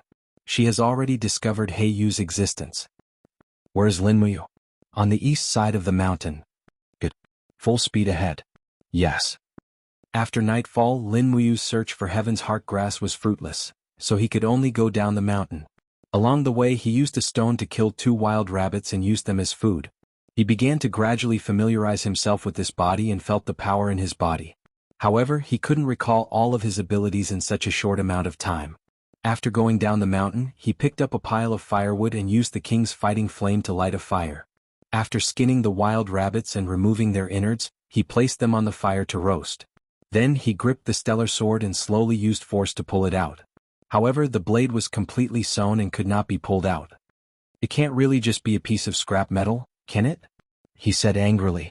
However, Lin Muyu was completely unaware that in the forest behind him, cold poisoned arrows were already aimed at him, waiting to be fired. The sound of bowstrings being pulled taut mixed with the night mountain wind. Northern Chi Eagle stood in the forest in a black robe. Looking at the completely unaware Lin Muyu, he lightly said, "Release the arrows. Kill him."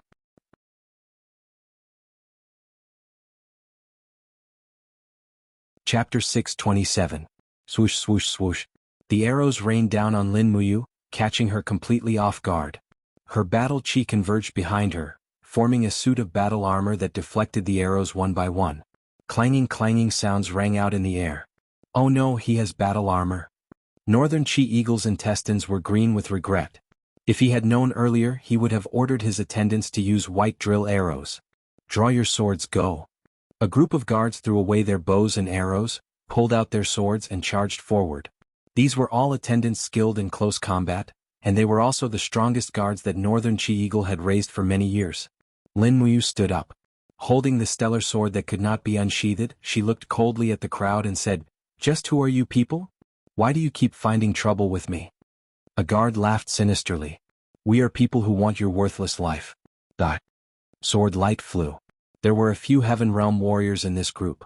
Lin Muyu almost instinctively swung her sword to block.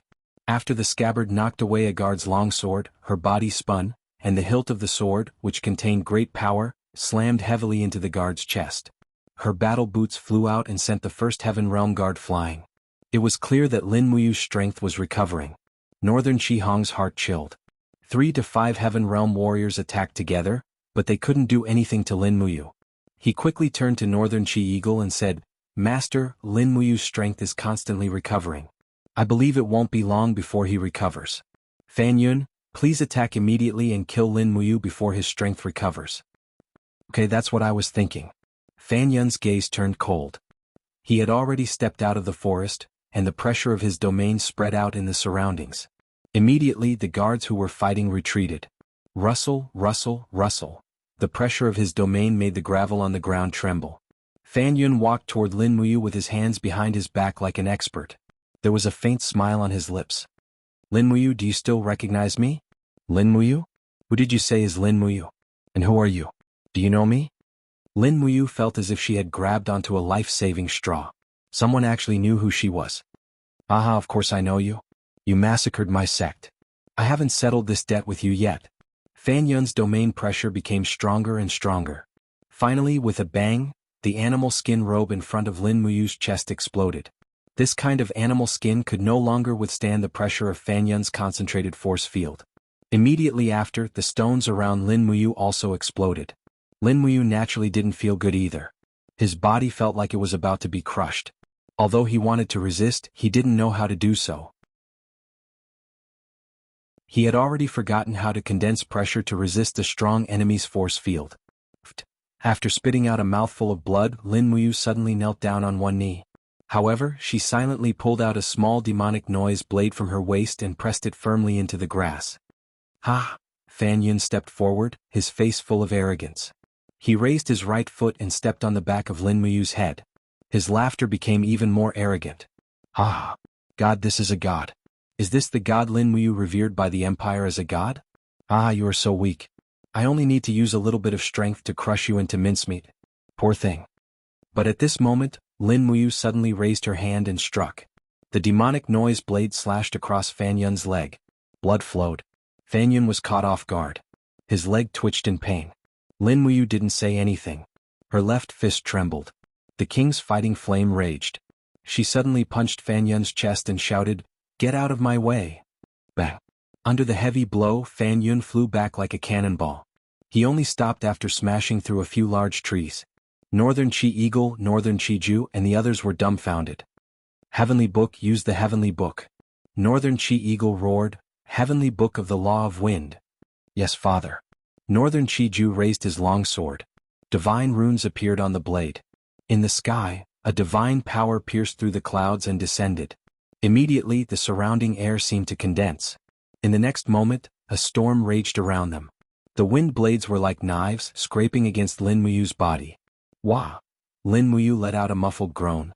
She knelt on the ground. The ground around her was cut open. Her battle armor was desperately gathering power to save her master's life. 10 seconds later, Lin Muyu was riddled with wounds. Her entire body was covered in wounds caused by the Heavenly Book of the Law of Wind.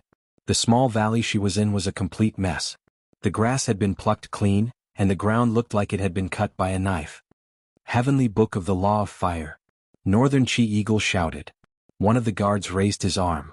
Divine runes revolved, and the power of heaven and earth was activated. Immediately, a rain of fire fell from the sky and began to burn the pitiful Lin Muyu. The scorching heat was enough to kill. Lin Muyu hugged his head and rolled around on the ground like a wild beast. He didn't know how to resist the power of the Heavenly Book. He couldn't think of anything. The Forgotten Realm was like a curse that imprisoned his cultivation. After the flames raged, Lin Muyu fell miserably in the sea of fire. Northern Chi Eagle laughed coldly. He's done for. Someone give me another Heavenly Book of the Law of Earth. Yes. A pillar of indigo light rose up into the heavens, and the earth tremored violently as a series of rock spikes erupted from the ground like the gaping maw of a gargantuan beast. Countless rock spikes struck Lin Muyu's body, and he was bleeding profusely as his suit of battle armor crumbled one after another. He was completely unable to withstand this fearsome power. All right, he's about to die. Northern Chi Eagle said indifferently, follow me. Yes. When the power of the Heavenly Book disappeared, the rock spikes turned to stone powder. Lin Muyu collapsed in the stone powder. Northern Chi Eagle walked forward and pulled out the Qingquan pouch from his waist. He reached into the pouch and finally pulled out a golden Heavenly Book. It was the legendary Fuxi Heavenly Book. It's the Heavenly Book. It's the Fuxi Heavenly Book left behind by the God Emperor Fuxi. I found it. Northern Chi Eagle seemed to have found a treasure. He trembled with excitement. I found the Heavenly Book. Flipping open the Heavenly Book, lines of words immediately came into view. At this time, Northern Chi Ji walked forward, pulled out his long sword, and pressed it against Lin Muyu's chest. Father, then. I will finish him off to avenge my second brother. Wait. Northern Chi Ji flipped to the last few volumes of the Heavenly Book but couldn't see a single word. He couldn't help but say, this is a wordless Heavenly Book. I still have things to ask Lin Muyu.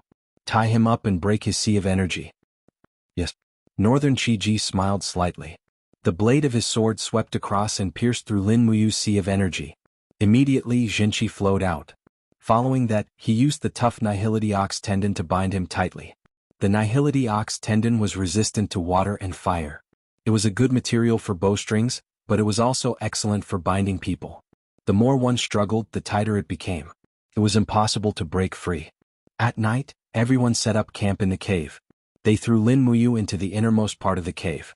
After splashing water on him, he still did not wake. His injuries were too serious. Not long after, everyone became drowsy. Outside the cave, the fire flickered. Lin Muyu slowly woke up. He felt pain all over his body. He struggled for a while and then gave up. His state of mind was a mess. Fan Yun said he was a god, but how could a god be reduced to such a state? At this time, a rustling sound came from behind him. It was as if someone was cutting the Nihility Ox tendon binding him. Turning around, he saw a familiar face. It was that little girl, Li Mingye. Shoo. Li Mingye made a quiet gesture. She then held the little demonic knife that Lin Muyu had given her and slowly cut the Nihility Ox tendon. Fortunately, it was a sharp demonic knife. If it had been any other dagger, it would not have been easy to smoothly cut the Nihility Ox tendon. Patter. The Nihility Ox tendon broke one by one, but the closest guard was only a few meters away. Lin Muyu could not summon up any strength in his body.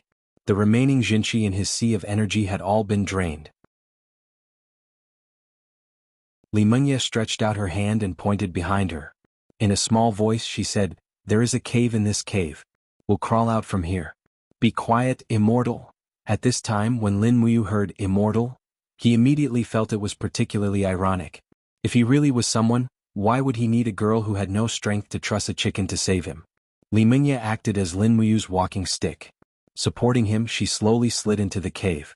They followed the cave for about 1 or 2 li and immediately appeared on the other side of the mountain range. Immortal, we're safe. The girl happily spun around on the grass. She waved her hands and feet as she took out the sky heart grass from her waist. Immortal, I'll give this to you. You need it so much. No, I'll get it myself. Immortal is so stingy.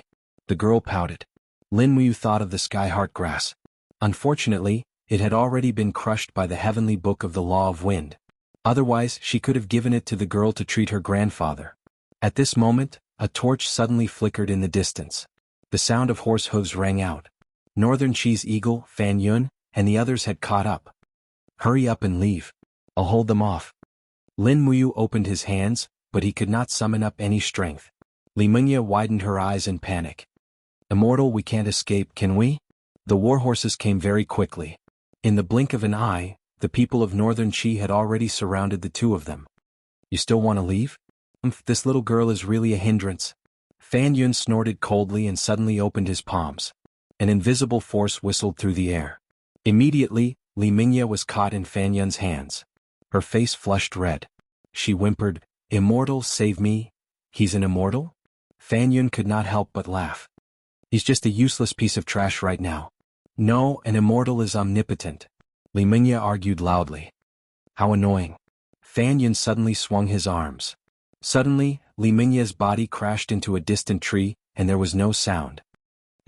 Lin Muyu gritted his teeth. A blood-red power circled in his eye. He clenched his fists and roared, You bastards, why do you want to kill the innocent? Bang. Fan Yun heavily slammed his palm into Lin Muyu's chest, directly pressing him into the rock wall behind him. The rock layer cracked. Fan Yun laughed sinisterly. Lin Muyu, you're not a god anymore. You're just a piece of trash. What right do you have to be so arrogant? As he spoke, Fan Yun raised his left hand. A black long sword, sheathed in its sheath, pierced Lin Muyu's left shoulder, nailing him to the rock wall. Blood splattered everywhere. That long sword was Lin Muyu's stellar sword. Trash. You're a god? Fan Yun laughed loudly. He opened his right palm and flames soared into the sky. This palm was filled with murderous intent. Presumably, he wanted to use the power of the law of fire to send Lin Muyu on his way. Don't hurt him. Behind him, a petite figure rushed over and slammed heavily into Fan Yun's back. Li Mingye cried out and was sent flying by the impact of her battle armor. You annoying fly. Fan Yun was unable to restrain his anger. He pressed his palm down and immediately, a chain of fire wrapped around the girl. So painful, the heavenly heart grass in the girl's hand was turning into ashes. The flames engulfed her beautiful face and body, but she still widened her eyes and looked at Lin Muyu on the rock wall. Immortals are omnipotent. Tears flowed out of Lin Muyu's eyes as she let out a cry like a wild beast.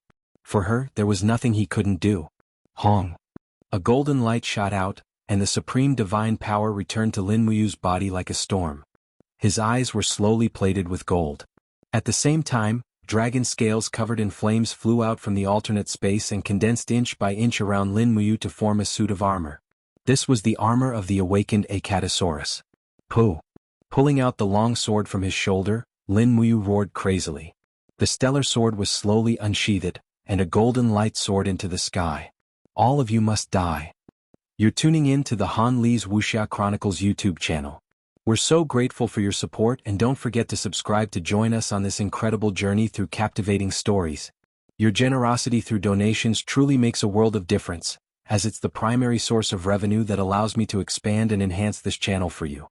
Thank you from the bottom of my heart for being a part of this adventure.